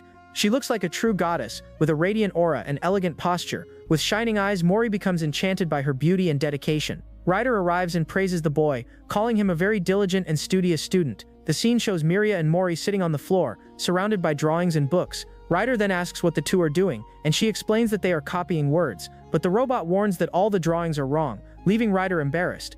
Miria defends the drawing, and the robot says her judgment is also being influenced. The little boy then grabs the book, and the robot offers to read the story to him. He begins reading about a phenomenon called pyrup, and the boy pays close attention. Ryder explains that he already talked about that before, but doesn't know all the details. Miria then explains that when the lifespan ends, the cells prepare to return. She continues, saying that they can divide from one to one, or from one to many. The woman reveals that she came from the judge's fourth finger, and that Shalom is probably the first. She then smiles and asks if the explanation isn't a bit difficult for Mori. The two observe the little boy, who glows with a yellow light, looking focused. Suddenly a person enters the room shouting, with a panicked expression. It was one of the servants, yelling that Mori was scribbling on the wall again. He then hands a cloth to the boy and tells him to clean the whole mess himself. With her eyes full of tears, the maid mocks him, thinking he wouldn't cry. Miria scolds him, and Geely warns that he will tell everything if he doesn't stop disobeying. Suddenly a notice says that the mail has arrived, and Ryder yells that he will get it. He shoots down the hallway, leaving Miria surprised by his speed and excitement. The woman stands still in the hallway, not understanding his reaction. Ryder then returns with a golden envelope, all sweaty and happy for having helped. She thanks him, and he replies all embarrassed, feeling like the hero of the day. He then comments that, luckily there wasn't any wanted poster with it. Miria calls him, and he replies all awkward, stuttering a hi. She then asks if they can talk a little, with a serious and somber voice. He becomes tense, with a drop of sweat running down, not knowing what to expect from the conversation. Ryder starts freaking out, wondering what is happening, and if he saw something wrong. He follows her down the hallway, thinking if she noticed something suspicious about him. The demon then decides that it's better if he talks first, before the situation gets worse, but she interrupts him, and tells him to look at what she has in her hand to show. Miria reveals that it is a stone that opens the judge's chamber door. Ryder is completely shocked and speechless, with his eyes wide in surprise. She then explains that she finally managed to get in contact with the judge. Ryder becomes paralyzed, with rain falling in the background, reflecting his despair. He stutters the judge's name, sweating cold with pure fear of what may happen. The demon wonders if she reported him, and how long she has known everything. But Miria surprises him, asking if he has ever thought about joining her organization. He becomes completely confused, not understanding anything she is proposing. She notices the confusion and asks if it was too sudden, leaving him embarrassed. Miria then explains that she asked the judge to make Mori an official member of the group. She continues, saying that although she has no news from Shalom, they will probably like it. Ryder yells for her to wait, and the woman explains that this way she can protect him too. He then asks how long she knew, and Miria reveals it was from the beginning. He asks why she let a fugitive enter, and she says that Mori depended on him. She continues, saying she could overpower him if something happened, and he agrees awkwardly. Miria then recalls the story of how he met Mori, and he becomes thoughtful. Ryder understands that getting rid of the person would be easy, but wouldn't solve his problem. She then holds his hand, in a gesture of trust and partnership between them. The woman says that life may be less exciting, but she still wants him to stay. With a sincere look, she asks him to stay with them, to take care of little Mori. Miria then suggests that he seriously think about it, leaving the decision to him. The demon looks at her from the side, and agrees to think about the proposal, a bit shy. When leaving the room, he finds Mori sleeping on the floor and asks why he is there. He then picks the boy up, and the robot asks why he is staring at him. The two little robots float around, asking why he has that expression. The robot asks if something good happened, and Ryder yells that no, completely embarrassed. He then straightens Mori's clothes, preparing him for an important event. The demon says he looks tidy, and the boy says he tried hard to make a good impression. The scene changes, and the maids gather around Miria, all nervous and anxious. Mori approaches Ryder, who is sitting on the floor, looking a bit tense. The demon stares at him with a serious look, as if he were about to say something important. Ryder then calls Mori, who turns immediately, paying attention to his friend. He offers to take care of the boy's bag, and picks the object up to take a look. He takes the crystal out of the bag and warns that he cannot go with the boy. Ryder then places the necklace around Mori's neck, with a very serious expression. With a smile, he says that he will be nearby, trying to reassure the boy. Mori holds the crystal tightly, looking more confident and ready for whatever comes. Miria warns him that he can postpone if it seems difficult, and asks if he will be okay. The two then look at each other, in a moment of tension and shared understanding before the meeting. The woman throws the stone upward, and it begins to shine with a golden light. A black portal appears in the middle of the room, and everyone gathers around, ready to go. Miria explains that she needs to go ahead, and asks the two to wait and follow the plan. With his little yellow boot, the boy takes a step forward, ready to enter the portal. He then enters the portal, crossing the dark barrier with great courage. The scene cuts, and the little boy finds himself in a dark and imposing room with 2 statues. Meanwhile, Ryder and the others watch everything through a holographic screen. Miria walks through the hall, which has giant columns and other hooded figures. She then touches a symbol on the floor, and the stones begin to levitate around her. The maids grow worried, but Ryder reassures them, saying that everything is fine. Suddenly, a giant cosmic entity appears in front of her, calling her name.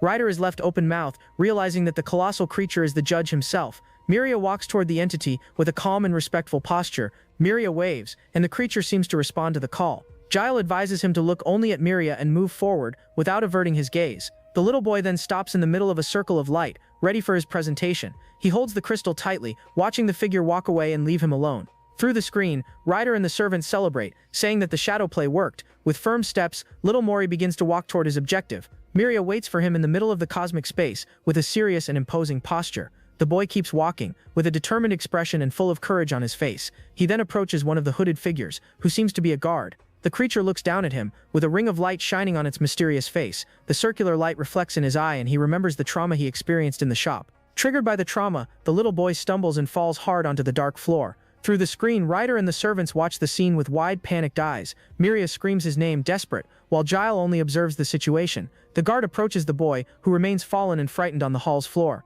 He then extends his hand and asks if the boy is okay, trying to help him stand, but Mori pulls away, with a sweaty face and an expression of pure fear and distrust. The hooded creature tries to approach again, with its face shining in the darkness. Miria notices something wrong and yells for him to wait, trying to stop the contact. The ring on the guard's face begins to shine with rainbow colors, looking distorted. Miria warns him not to touch the boy, but it is already too late to intervene. In an act of desperation, Mori bites the guard's hand with all his strength. The creature screams, asking what he is doing, and orders him to stop that now. The guard screams in pain, while Mori keeps biting with a wild rage. Seeing the scene, Miria stretches out her hand, preparing to use her powers and intervene. She then creates a small black hole, ready to resolve the situation at once. One of the statues warns that using that power inside is not allowed. Suddenly, an invisible force pulls Miria away. Without giving her time to react, the scene cuts, showing the boy being struck by a beam of golden energy. Ryder and Miria stare wide-eyed, shocked by the power of the entity. Little Mori then faints, with his crystal necklace shining intensely. He is sucked into a portal, disappearing into the darkness of the hall. Miria watches the scene powerless, while the boy is taken far from her. With a sweaty face, she laments what happened, feeling guilty for the situation. The judge then announces that the situation needs to be explained, with an imposing voice. Back at the mansion, Ryder shouts in outrage, calling all that a great absurdity. Miria faces him with a serious expression and repeats the word absurdity. She explains that they think Mori is unstable, and that the fault may be hers. Because of that, they decided to keep him in the judge's territory, and Ryder becomes enraged. Miria remains silent, with a sad look, seeming to agree with the decision. She remembers the scene of Mori biting the guard, confirming the boy's instability. The memory of the guard appears, and Miria wonders why the search team is there. Back in the present, she faces the judge, not understanding the reason for that meeting. The scene cuts, and one of the creatures questions how a human managed to get there. They do not believe that a child of that age could have traveled alone. Meanwhile, the servants ask what Ryder is seeing, and he explains about the judge. Miria faces the entity and asks them to be honest about what is going on. The creature then accuses her of having sent a servant to take the boy from the shelter. Miria is shocked and denies it, shouting that Mori left the shelter on his own. The judge questions how such a small child managed to cross the border. She then reveals that she made special clothes for him, and that is why he managed to pass. The entity asks if she did it on purpose, and Miria yells no, not at all. She defends herself, saying she only wanted him to grow up healthy and protected. Miria explains that she sent a servant to look for him, since she had received no news for months. She continues, saying that a traveler brought him to the city, without giving more details. The creature then asks where this traveler is now. Miria begins to explain, with a serious and slightly nervous expression. Ryder follows everything through the screen, with a worried look at how things are unfolding. She reveals that the traveler is no longer in the city, making the situation more complicated. The judge asks if there is no way to prove it, and Miria confirms that there is not, with no way out. The entity then reminds them that the traveler lost sight of the child in the city center, and that the boy was almost kidnapped by a citizen, which left him very frightened. The creature continues, saying that he used force and could have gotten hurt. Miria admits she was careless, feeling guilty for everything that happened. The judge then decides that the human does not qualify and must be sent back. Miria tries to argue, asking them to take the child's emotional state into account. She screams, saying that the human area is different and that he would not survive. The creature then asks about the human and what he can do to fend for himself. The judge questions whether Miria also thinks he cannot communicate properly. She then defends Mori, saying that he can express his emotions clearly. The entity says it will consider it, and that the judge will prioritize his happiness. After the tense meeting, Miria prepares to leave the judge's chamber, very tired, but suddenly a shadowy voice calls her, coming from a dark and mysterious mist. The scene shifts, and she floats through a cosmic space with cities hovering in the background. A powerful voice declares that is an order from the judge, and the scene focuses on her and Mori. In a vision of the past, she offers a book to the little one and hugs him tightly. The voice asks whether she will endure the end, since they do not live forever like she does. The memory then reveals Miria crying as she embraces a person with white hair. In the mansion, one of the assistants asks how things are going, with a worried expression. They are concerned because Miria is feeling down and has barely eaten for over a week. Ryder suggests speaking at the next trial, but Jill warns him that it will only make things worse. The assistant then questions if he doesn't understand why Miria lied in front of the judge. He reminds him that in the desert everyone knows Ryder is a dangerous outlaw. With Miria under suspicion, no one would believe an outlaw with an illegal creation. Jill warns that if they act without a plan, the situation will become even worse for them. He finishes by saying that they would simply confiscate Aya, which fills Ryder with rage. Outraged, Ryder stands up and shouts, questioning who he thinks he is to talk like that. He yells furiously that he was the one who created Aya, and that she belongs to him and no one else. The little robot asks Ryder to calm down, explaining that it's just a possibility. Even so, Ryder explodes in anger and curses, while Aya floats in silence. He then calms down and becomes thoughtful, remembering little Mori with the crystal. Then he walks through the corridor and a notification alerts that a delivery has arrived. Upon entering another room, he picks up a tablet and is shocked by what he sees. The screen shows a glowing symbol, and he realizes that the message is for Miria. Without thinking twice, he bursts into her room and shouts Miria's name. He shows her the document and warns that it's the response to the request she sent. With the news, Miria stands up in shock, unable to believe what she just heard. The servants prepare a basket with Mori's favorite things, all very excited. Miria turns to the servants and thanks everyone for their help and kindness. With a determined look, Miria summons the stone that opens the portal to the judge. The black portal appears in the middle of the room and they prepare for the journey. Ryder and Miria enter the darkness, ready to face whatever lies ahead. On the other side, two guards receive them, informing that they are there to escort them. The guards guide Miria through the darkness, and she faces them with determination. With a serious look, the scene reveals that they are arriving at a dark floating city. They travel on a ship, and Miria sits in silence throughout the entire trip. To calm herself, she looks at a drawing Mori made of them, looking like a family. She remembers Mori drawing and says to herself that she needs to stay strong. Upon arriving, an employee receives her, and Miria walks with a very serious expression. She then crosses a white and sterile corridor, going to the boy's cell. Inside, she finds Mori lying on the floor, with several wires connected to his body. Shocked, she asks what's going on, and the employee says they feed him by force. Miria is horrified and asks since when, and the man checks the information. He explains that it's been since he arrived and that his magic cloak was confiscated. The employee continues, saying that he's violent and has already bitten the entire team. He then asks her to sign a paper and warns that she'll only be able to talk from afar. A bit lost, she hands over the basket, explaining that it has Mori's favorite foods. With a sad face, she gives more instructions about the juice and a toy and cries in silence. Miria watches the screen, which shows Mori's weak and pale little hand. She then turns to leave, asking for a moment and leaving the guard confused. There in the cell, little Mori slowly wakes up, still very sleepy on the cold floor. He starts crawling across the floor, calling for someone he calls Mia. The little boy drags himself across the room and sees his own reflection on the mirrored wall. Thinking it's another person, he approaches and tries to touch the reflection, calling again. But when he realizes he's alone, his eyes fill with tears of pure sadness. With a broken heart, he reaches out his hands and cries out in loneliness, completely helpless. Suddenly, the cell alarms go off and the guard yells desperately for him to calm down. With the command, a sedative is injected into the boy, who immediately gets heavy-eyed. He then faints and collapses to the ground,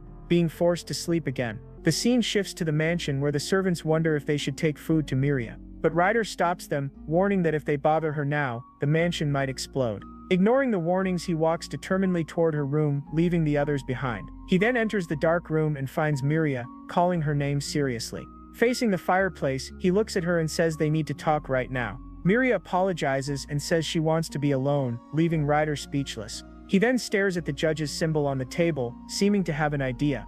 With a determined look, he realizes that she's thinking of renouncing. He questions if she's thinking of giving up on little Mori now. Indignant, he shouts if she's joking, because she had just visited the boy. Ryder explodes, asking how she can give up and if Mori was just an object. Suddenly, a dark aura bursts from Miria, throwing everything away with great force. She stands up and warns him not to irritate her, her eyes glowing with power. The woman explains that she's choosing what's best for Mori right now. But Ryder shouts, questioning if that's really the best option she found. He accuses her of running away from the fight, but she denies it, and he asks what that means. Ryder then reveals that Mori is refusing to eat, leaving Miria in shock. She tells him to repeat it, and he shouts that Mori hasn't eaten since the trial. He continues, saying that it's been 2 weeks since the boy has been in that condition. With that, Miria breaks down in tears, remembering seeing Mori with the feeding tubes. In a flashback, Miria admits that she was greedy for not sending Mori back. She explains that she wanted to create a connection so they could stay together longer. With a sad look, she confesses that the feeling of having him around was just too good. She thought Mori would be happy, but now she wonders if it was all just for her. The woman realizes that the more she fights, the weaker Mori will become. With a trembling hand, she fears that Mori might get sick because of all this. With tears filling her eyes, she despairs at the possibility of him dying. She then thinks that, for his sake, maybe the best option really is to give up.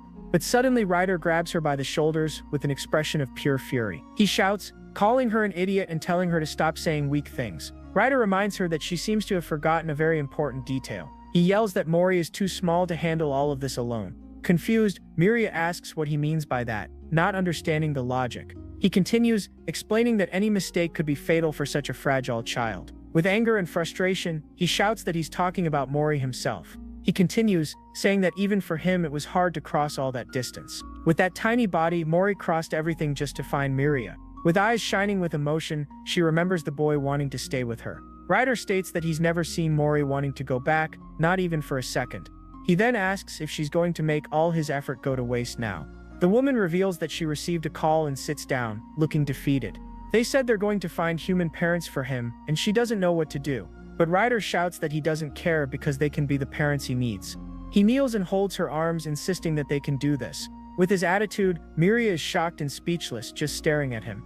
Back at the mansion, Ryder says that to win the trial they need to be the best. One of the servants asks in what exactly they need to stand out to succeed. Jill then explains that according to the data, humans have gender and reproduce. Apparently the best situation is when 2 adults get married and raise a child. And these 2 people are called a couple or simply the child's parents. Ryder processes the information and has a very thoughtful expression on his face. With that, he declares that now the 2 of them are officially a couple. Miria feels embarrassed and repeats the word couple, as if she can't believe it. Meanwhile, Jill gets irritated and a servant wonders if he's angry about the idea. The robot asks which one of them he wants to be, father or mother, leaving Ryder thoughtful. Aya warns that most children prefer the mother, and Miria decides she'll be the mother. Ryder asks if they can't be 2 mothers, and the robot says it should be fine. One of the servants suggests that they could emphasize being strong since humans like to fight, but another says that humans also measure strength by wealth, which makes Ryder confident. The little robot then asks if Ryder isn't broke, leaving him embarrassed. Irritated, he starts arguing with the robot, and Miria asks if there's anything they can prove. They then decide to prove that they care more about Mori than anyone else. A servant says he's hugged Mori about 600 times, showing all his affection. Another says that Mori has stepped on him about 400 times, shocking the others. But one of the servants becomes sad, thinking he only scolded little Mori. Regretful, the servant shouts that he should have let Mori draw on the walls. The cook brags, saying that she did her best and that he never left leftovers. But Miria interrupts her, warning that the food was sent back because he didn't eat. They then wonder if they have all the shelter's data, but the communication was bad. One of the servants reads an old book, trying to find some useful information about humans. The conclusion is unanimous: they simply don't have enough information to help. With time running out, one of the servants worries about what might happen. Miria then stands up and says she needs to find Shalom no matter what. The others panic because he's not answering and she wants to go uninvited. Jill scolds her, shouting that the idea is too dangerous and that she can't go. But Miria explains that Shalom is the one who understands humans the most among all of them. Besides, Mori was found near his domain, which could be a clue. One of the servants stammers, saying that the place where Shalom might be now is, with a serious look, Miria finishes, saying it's the so-called playground. She explains that it's a space created by Shalom, the most peculiar of the 7.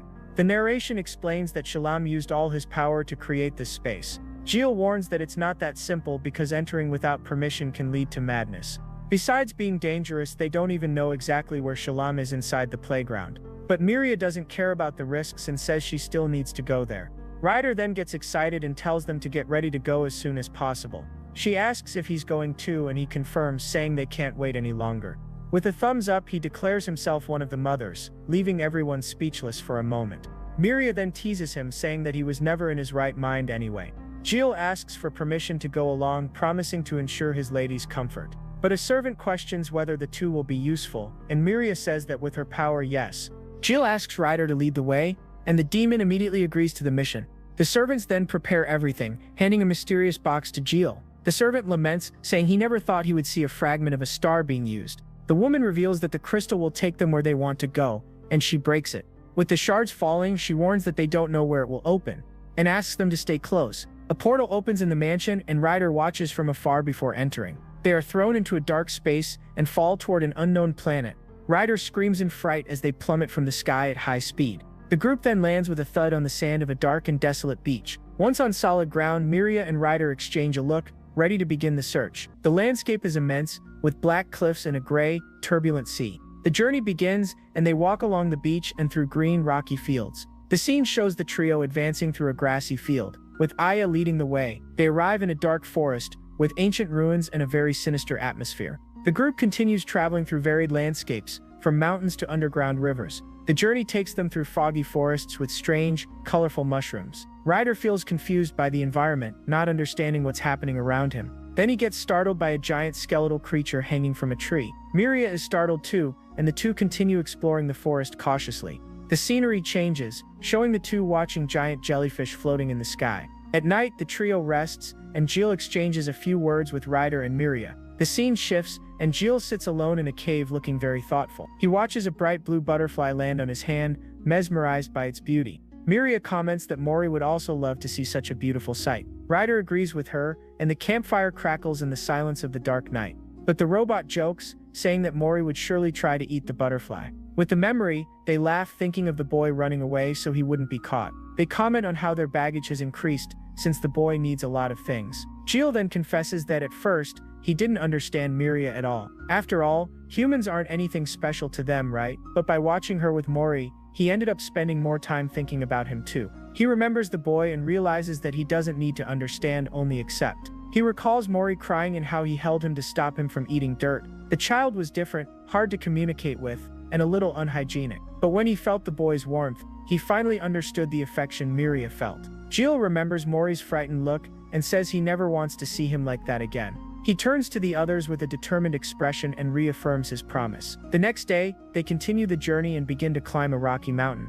Ryder climbs easily, showing that he's used to that kind of terrain. Miria then extends her hand so he can help her up. He takes her hand and the two find the skeleton of a giant creature. Ryder and Aya move forward, leading the way through the narrow mountain passage. They arrive at a cave entrance with a strange symbol looking like a passageway. The group enters the dark cave, walking cautiously through the unknown place. Upon reaching a chamber, they find an ancient table in the middle of nowhere. Suddenly they hear a noise and realize they're not alone there. The trio becomes alert, preparing for whatever might be hiding. Then two cute creatures appear from behind a rock, looking frightened. Ryder wonders if that's Shalom, but Miria denies it, saying it's not. He reaches out to the creature, which gets scared and uses a green energy power. The power hits Ryder directly, causing discomfort and leaving Miria shocked. Relieved, he realizes the power only pushed him without actually hurting him. Suddenly, a hooded figure appears in front of Jill and attacks him with speed. Jill tries to defend himself, but the enemy is too fast and traps his foot. That leaves Jill off guard, and the enemy leaps over him. He tries to turn back and then shouts Miria's name in desperation. But Miria uses her power and creates a portal, sucking the creature inside it. She then enters the portal and the two are transported to an unknown place. In the new dimension, Miria holds a sphere of energy, and the two face each other. She then smiles and calls the creature's name, who reveals himself as an old friend. The creature, called Nepal, says that she scared him because he thought it was a beast. Miria apologizes for arriving unannounced, and Nepal says that Shalom would love it. At the mention of the name, Miria becomes serious and asks if Shalom isn't there. Nepal becomes confused by the question and doesn't understand what she means by that. With a panicked look, he puts his hands together and apologizes 1,000 times, very desperate. Nepal apologizes, saying he never imagined something like that could happen. Miria calms him down, telling him not to worry, because it wasn't his fault. He explains that from Mori's point of view, kidnappers appeared in front of him. He continues, saying that the search team looks tough, but that they are strong. With a sad look, Miria realizes that Shalom has entered a process of division. Ryder shouts, shocked, and Miria looks at him with a serious and worried expression.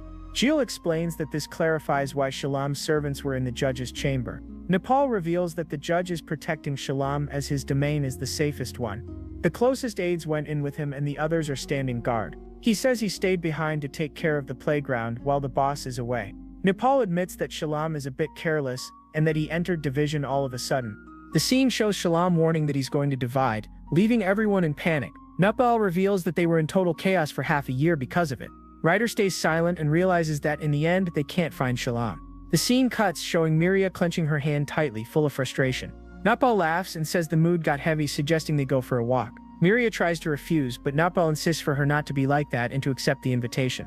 He says that Shalom collected many interesting things and starts showing the place. He shows miniatures of creatures and even a space that recreates the Mesozoic era. Suddenly he mentions an archive room with data about humans, and Ryder interrupts him. Excited, Ryder and Miria ask if they can see the room, leaving Nupal surprised. He gets happy and says they should have said so earlier, because Shalom would love it. Nupal complains that no one's interested, and that even the judge avoids the place. He explains that it wasn't a priority but that Shalom felt pity for humans. The assistant says that all the actions of adults are inherited by the younger ones, and that the path his master chose was to watch over the little ones within his reach. Miria then concludes that it's their duty to continue Shalom's work. Nupal opens a golden portal but warns that it won't be easy to see. Miria and Ryder look confused, not understanding what he means by that. The scene cuts, showing a strange place. Miria looks at the location with a serious gaze, trying to understand what's going on. Ryder wonders what that is and sees a giant black hole in the middle of the room. He gets confused, and Miria explains that everything there is data collected by Shalom. She says that all the information about the things he likes is stored there. Nupal reveals that they gave up trying to organize everything millennia ago,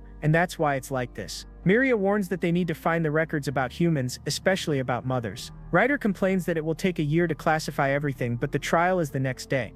Aicha then offers to try, but Ryder forbids him from overloading again. The robot begins charging, and an old memory of his creation is activated. The memory shows Ryder welcoming little Aicha, his new companion. Ryder asks the robot how much power they have, and Miria looks confused by the question. He then asks to borrow the amplifier, and Nupal says there's no way to use it. Even so, Ryder insists and tells Aicha to let him try to classify the data. Miria shouts no way because he can't overload himself again. Furious, he reminds her that the probability of damage is over 88%. Ryder continues scolding, but Aicha interrupts him with an unexpected question. The robot asks why Ryder created him, leaving the demon speechless. He questions why he was given a name and even a smiling function if it was just for convenience. Ryder then turns his back and the scene shows him sitting alone in the desert. Aicha asks again, and Ryder answers that it's because he seemed convinced. Aicha says he can only classify a small portion, but that it will be useful. With the overload warning, he says goodbye and says he's leaving the rest to them. The robot dives into the black hole and asks them to bring Mori back. Aicha begins reading the information and an intense light illuminates the entire place. The others watch as Miria uses her power to assist in reading the data. The screen displays various information about humans, animals, and Shalom's universe. The robot focuses on the data about humans, searching for anything that might help. He analyzes data about family, child rearing, and the meaning of happiness. Suddenly, a danger warning appears on the screen, and Miria becomes alert. Ryder shouts that it's too much and tells the robot to stop, but he continues the analysis. Aicha says he can keep going, and a memory of him with Mori flashes on the screen.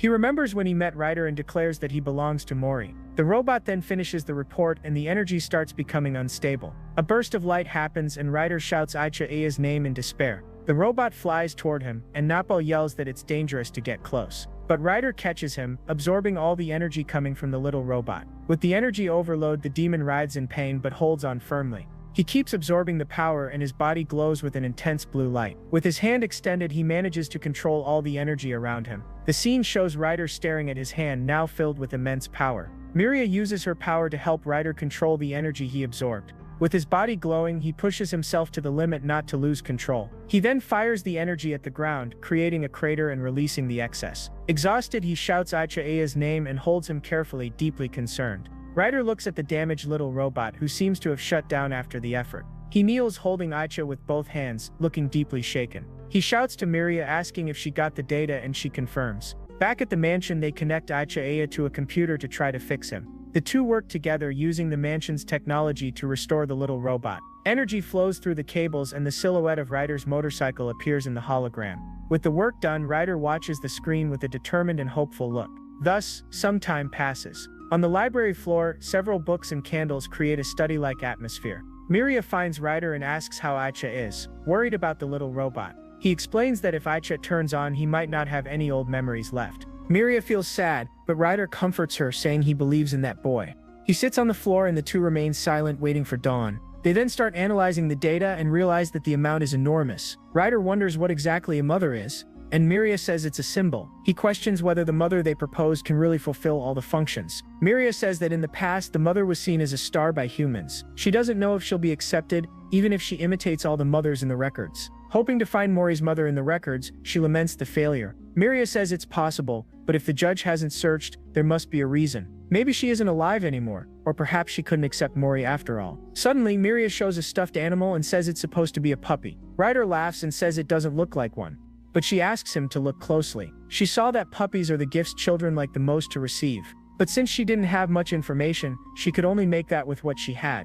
With a sad look, Miria says that everything around her is just a forgery. But Ryder comforts her, reminding her that even so, Mori really liked the gift. The memory of Mori hugging the stuffed toy leaves Miria speechless. She asks if he really liked it, and Ryder confirms with a smile on his face. By candlelight, Miria looks at him and with a sincere voice makes a confession. She admits that, to be honest, she felt jealous of him, leaving Ryder shocked. She explains that they overcame dangers together, and that she wanted that kind of bond. With a flashback, she admits she tried to send him away under the excuse of Mori, but she knew the boy wouldn't want Ryder to leave like that. She thought of bribing him, but his happy reaction made her change her mind immediately. With a smile, she remembers his joy upon receiving the reward. She then admits that she was pathetic, but Ryder interrupts her before she continues. With an emotional expression, he says that he was the one who did everything wrong, not her. Ryder turns and says that this is a good start, unlike someone else. He then laughs loudly and says he understands what she felt at that moment. With a sincere look, he confesses that the two of them are a bit alike after all. He admits that he was also petty enough to feel jealous of her. Ryder reveals that when he saw Mori's pattern, he thought of taking him to her. The scene shows the woman using her powers and Ryder watching everything through a crack. That night, wakes up and calls for Ryder, his screen glowing in the dark. With the data in hand, he reveals that the chance of winning the trial is 36.1%.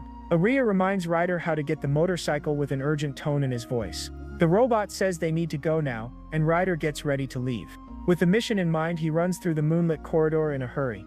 The scene changes, and they travel in a ship toward the judge's floating city. They arrive at Mori's cell, which is empty but lit by a yellow light. The disinfection is completed, and Mori appears lying down, holding a glowing object. The yellow light illuminates the boy's face as he wakes up, startled and sweating. The object rolls on the floor and little Mori follows it with his eyes. He keeps following the light until he reaches the bars of his cell. On the other side, Ryder appears and shouts Mori's name with a smile on his face. The boy opens a huge smile and screams with joy when he sees his friend. Ryder asks if he missed him and Mori runs to hug him tightly. The demon caresses his face and Mori hugs him, crying in relief. With a gentle look, Ryder asks the boy not to cry, wiping away his tears. He then promises that he will save him and says that from now on he will be his mother. Excited, he says he'll be his father too if necessary. He continues, promising to be his grandfather, grandmother, brother, and even uncle. With a determined smile, he says he'll be everything Mori needs him to be. Ryder then recalls the adventures and says they'll set off again soon. He explains that as soon as he wakes up, they can start the journey. The scene shows the motorcycle with the whales and he says they can run far away. With an emotional look, he says it will be like before, just the three of them together. He then stares at the horizon with a serious and slightly sad expression, but he changes his mind and says that no, he's not going to do that to the boy. With a smile, he says that he can't make Mori live the way he lives. He explains that others are trying to take him away, and that the chances are small. But he reveals that the one who imprisoned him is curious about what Mori thinks. Ryder then remembers Awake-san saying that they need to go to the boy. He concludes that if he's right, the answer lies with Mori himself. With the boy watching him, he asks if there's a way for him to express his feelings. Mori sees the glowing object and becomes hypnotized with a look of surprise. With his mouth open, he shouts something that Ryder can't understand. Ryder becomes confused and Mori reaches his hands toward him, looking excited. The boy murmurs something else and Ryder still can't understand anything. Suddenly, the demon realizes something and a memory comes to his mind. He remembers the crayons that Mori received and understands what's happening. With the idea, Mori starts drawing on the ground using the crayons. He draws his friends and the creatures he met on his journey. He also remembers his friend from the orphanage and how she helped him at the beginning. He draws the servants from the mansion who always cared for him with great affection. The boy also draws Aya, the little robot who always accompanied him. With tears in his eyes, he draws Miria and reaches his hands toward her. He then draws Ryder, remembering all the moments they shared together. With wide eyes, he holds a drawing of Miria and calls out to her. Miria teaches him how to draw a carrot, showing him step by step. He then learns to write the word with the help of his new friend. Aya praises him, saying that he did very well and encourages him to keep going. Miria asks if they should try once more, and Mori picks up a letter. He stares at the letter and the scene shifts to him approaching the bars. Miria shows a drawing of a mother hugging a baby and a tear rolls down her cheek. Miria holds the word mother, and the scene shows a crayon on the floor. The boy throws all his drawings on the ground in an explosion of creativity. The camera focuses on the security drones approaching the floating city. One of them descends on a rope approaching the control room window. One of the guards notices the movement and asks what's happening outside. He thinks they're cleaning the exterior, but the other says he didn't receive any report. The guard insists it's a rope, but his colleague calls him crazy for thinking that. Suddenly, an alarm goes off and a guard screams desperately, asking what he's doing. The camera focuses on Ryder, who's outside as the intruder alarm blares. Back at the mansion, a servant asks about Ryder and Miria stays silent. She sits beside Jill with a serious and determined expression on her face. With confidence, she says that she believes in Ryder and that they'll return soon. The scene changes and Miria prepares to go to the judge's chamber, ready to fight. She introduces herself as Miria of Patchy with an imposing and courageous posture. The cosmic entity appears and the trial finally begins, with everyone in silence. One of the judges announces that the restricted area is already being considered positively. They then ask if she still refuses to give up custody of the boy. Miria answers firmly, saying that she won't give up unless Mori asks her to. But the judge questions her, saying that she can't educate a human like him. She admits that he needs education and that's why she contacted Shalam's shelter. The judge reminds her that the shelter's authority belongs to Shalam, who is in division. She replies that she knows that and that now the judge holds his authority. With a desperate look, Miria bows and begs for help, surprising everyone. The other judges are shocked by her action, not knowing how to react. One of them calls her shameless, but she continues, saying that Mori can learn there. She then shows a hologram of the shelter caregivers, explaining who they are. With an old drawing, she says that they're trying to protect many children. She defends the caregivers, saying that they carry Shalam's will. Miria explains that caring for living beings is difficult, and that everyone makes mistakes. She asks them to remember that they too have felt regret in the past. The woman recalls when they realized they were sacrificing creations in disputes. With a serious look, she says that the one who felt the saddest about it all was the judge. She turns to the entity and the scene focuses on the judge, in silence. One of the judges asks how she will prove that she can handle all the roles. She then uses her powers and several data projections appear in the room full of information. Miria explains that this is a declaration sent by the members of her team. She continues, saying that all of them volunteered to help take care of Mori. The screen shows the data and human society appears to have fallen into collapse. They volunteer for several roles such as mother, father, and even grandmother for the boy. The servants volunteer to give hugs and Jill offers to be both father and mother. Miria proposes that everyone share the task and the servants celebrate the idea. With a serious look, she turns to the judge and the scene focuses on her entire team. But one of the judges asks if she's suggesting playing house with the child. He reminds her that no matter how good the intentions are, the relationship is unequal. The judge warns that she could be dangerous to the boy and that she knows it. He continues, saying that she knows better than anyone the dangers of power. She then responds that the inequality between adults and children is the same. Miria says that the power she received always protected her, but that she gives it up. With determination, she declares that she's willing to renounce the authority she has. The judge becomes furious and calls her a fool for rejecting the ability she received. A guard then questions her, asking if she really thinks she's suitable. He continues and asks if she believes she can become a complete mother. She admits that she doesn't know and that even with the data she hasn't found the answer. Miria says she may never reach perfection even with Mori by her side. But she concludes by saying that she understands the definition of mother that everyone imagines. She says that the definition of mother for Mori is something only he can determine. With a hopeful look, she wishes that they can accompany him on this journey. With her hands together, she pleads to the judge, asking for a chance to prove her worth. But one judge interrupts her, saying that she's appealing to emotion and has no evidence. Miria is left speechless, and suddenly, a voice asks who dares to open the door. The door bursts open and Miria recognizes the sound with surprise. With a loud crash, Ryder's motorcycle bursts into the chamber, breaking everything in its path. The judges are shocked by the invasion, and Miria shouts Ryder's name. He then lands in the middle of the room and the dust settles, revealing his silhouette. Miria shouts his name again, and an intense light envelops him completely. He is pulled into a cosmic portal and floats in space, pain on his face. He is then thrown far away, and the camera focuses on his silhouette in space. He continues floating and an intense light surrounds him, resembling a black hole. The light consumes him completely, and the scene ends with a bright, mysterious glow. The final image shows a close-up of the black hole with rays of energy bursting out. Ryder floats in the portal, and the judge identifies him as one of the wanted ones. The guards say he must be out of his mind for invading the chamber. With a smile, he says that one cannot raise a child with a sane mind. He then turns to the judge, and the entity stares at him with an imposing presence. Ryder says that the judge was curious and hands over a letter written by Mori. A guard takes the letter and confirms that it was written by the human boy. The judge reads the letter in silence, and the scene focuses on the cosmic entity. He then says he knows, and the camera returns to him, still absorbing the power. Ryder admits that he's truly terrible, but that Mori likes him. With his hand on his chest, he promises that he will do anything for the boy. He faces the judge, and the entity observes him in silence, seeming to ponder. The judge then turns to Miria, and the camera focuses on the guards of the chamber. The entity then announces that it will deliver the judgment, and a bright light shines. The light divides, and the scene focuses on the judges, ready to give the verdict. The scene cuts, and Mori runs desperately through the cell as if fleeing from something. He runs around the cell and hits his head, everything falling to the floor. He then falls into a cosmic space and floats alone in the vastness of the universe. The boy keeps floating, and an intense light calls him Young Star. He looks at the light, and the voice says that upon reaching the end, he will live as he wishes. The entity materializes Mori's red cloak. The camera focuses on his face, and he stares at the horizon with a hopeful look. Suddenly, the judge's voice says that Miria was right, and that he is adorable. The entity declares that there is no love more complete than that, and sends him home. The scene cuts, and Mori wakes up lying on the grass under a calm blue sky. He stands up and walks across the hill, confused about what just happened. The boy looks around, and his eyes widen at what he sees in the distance. He stares at the horizon, and his eyes shine brightly in surprise. A group of people appears, and he recognizes his friends, all waving at him.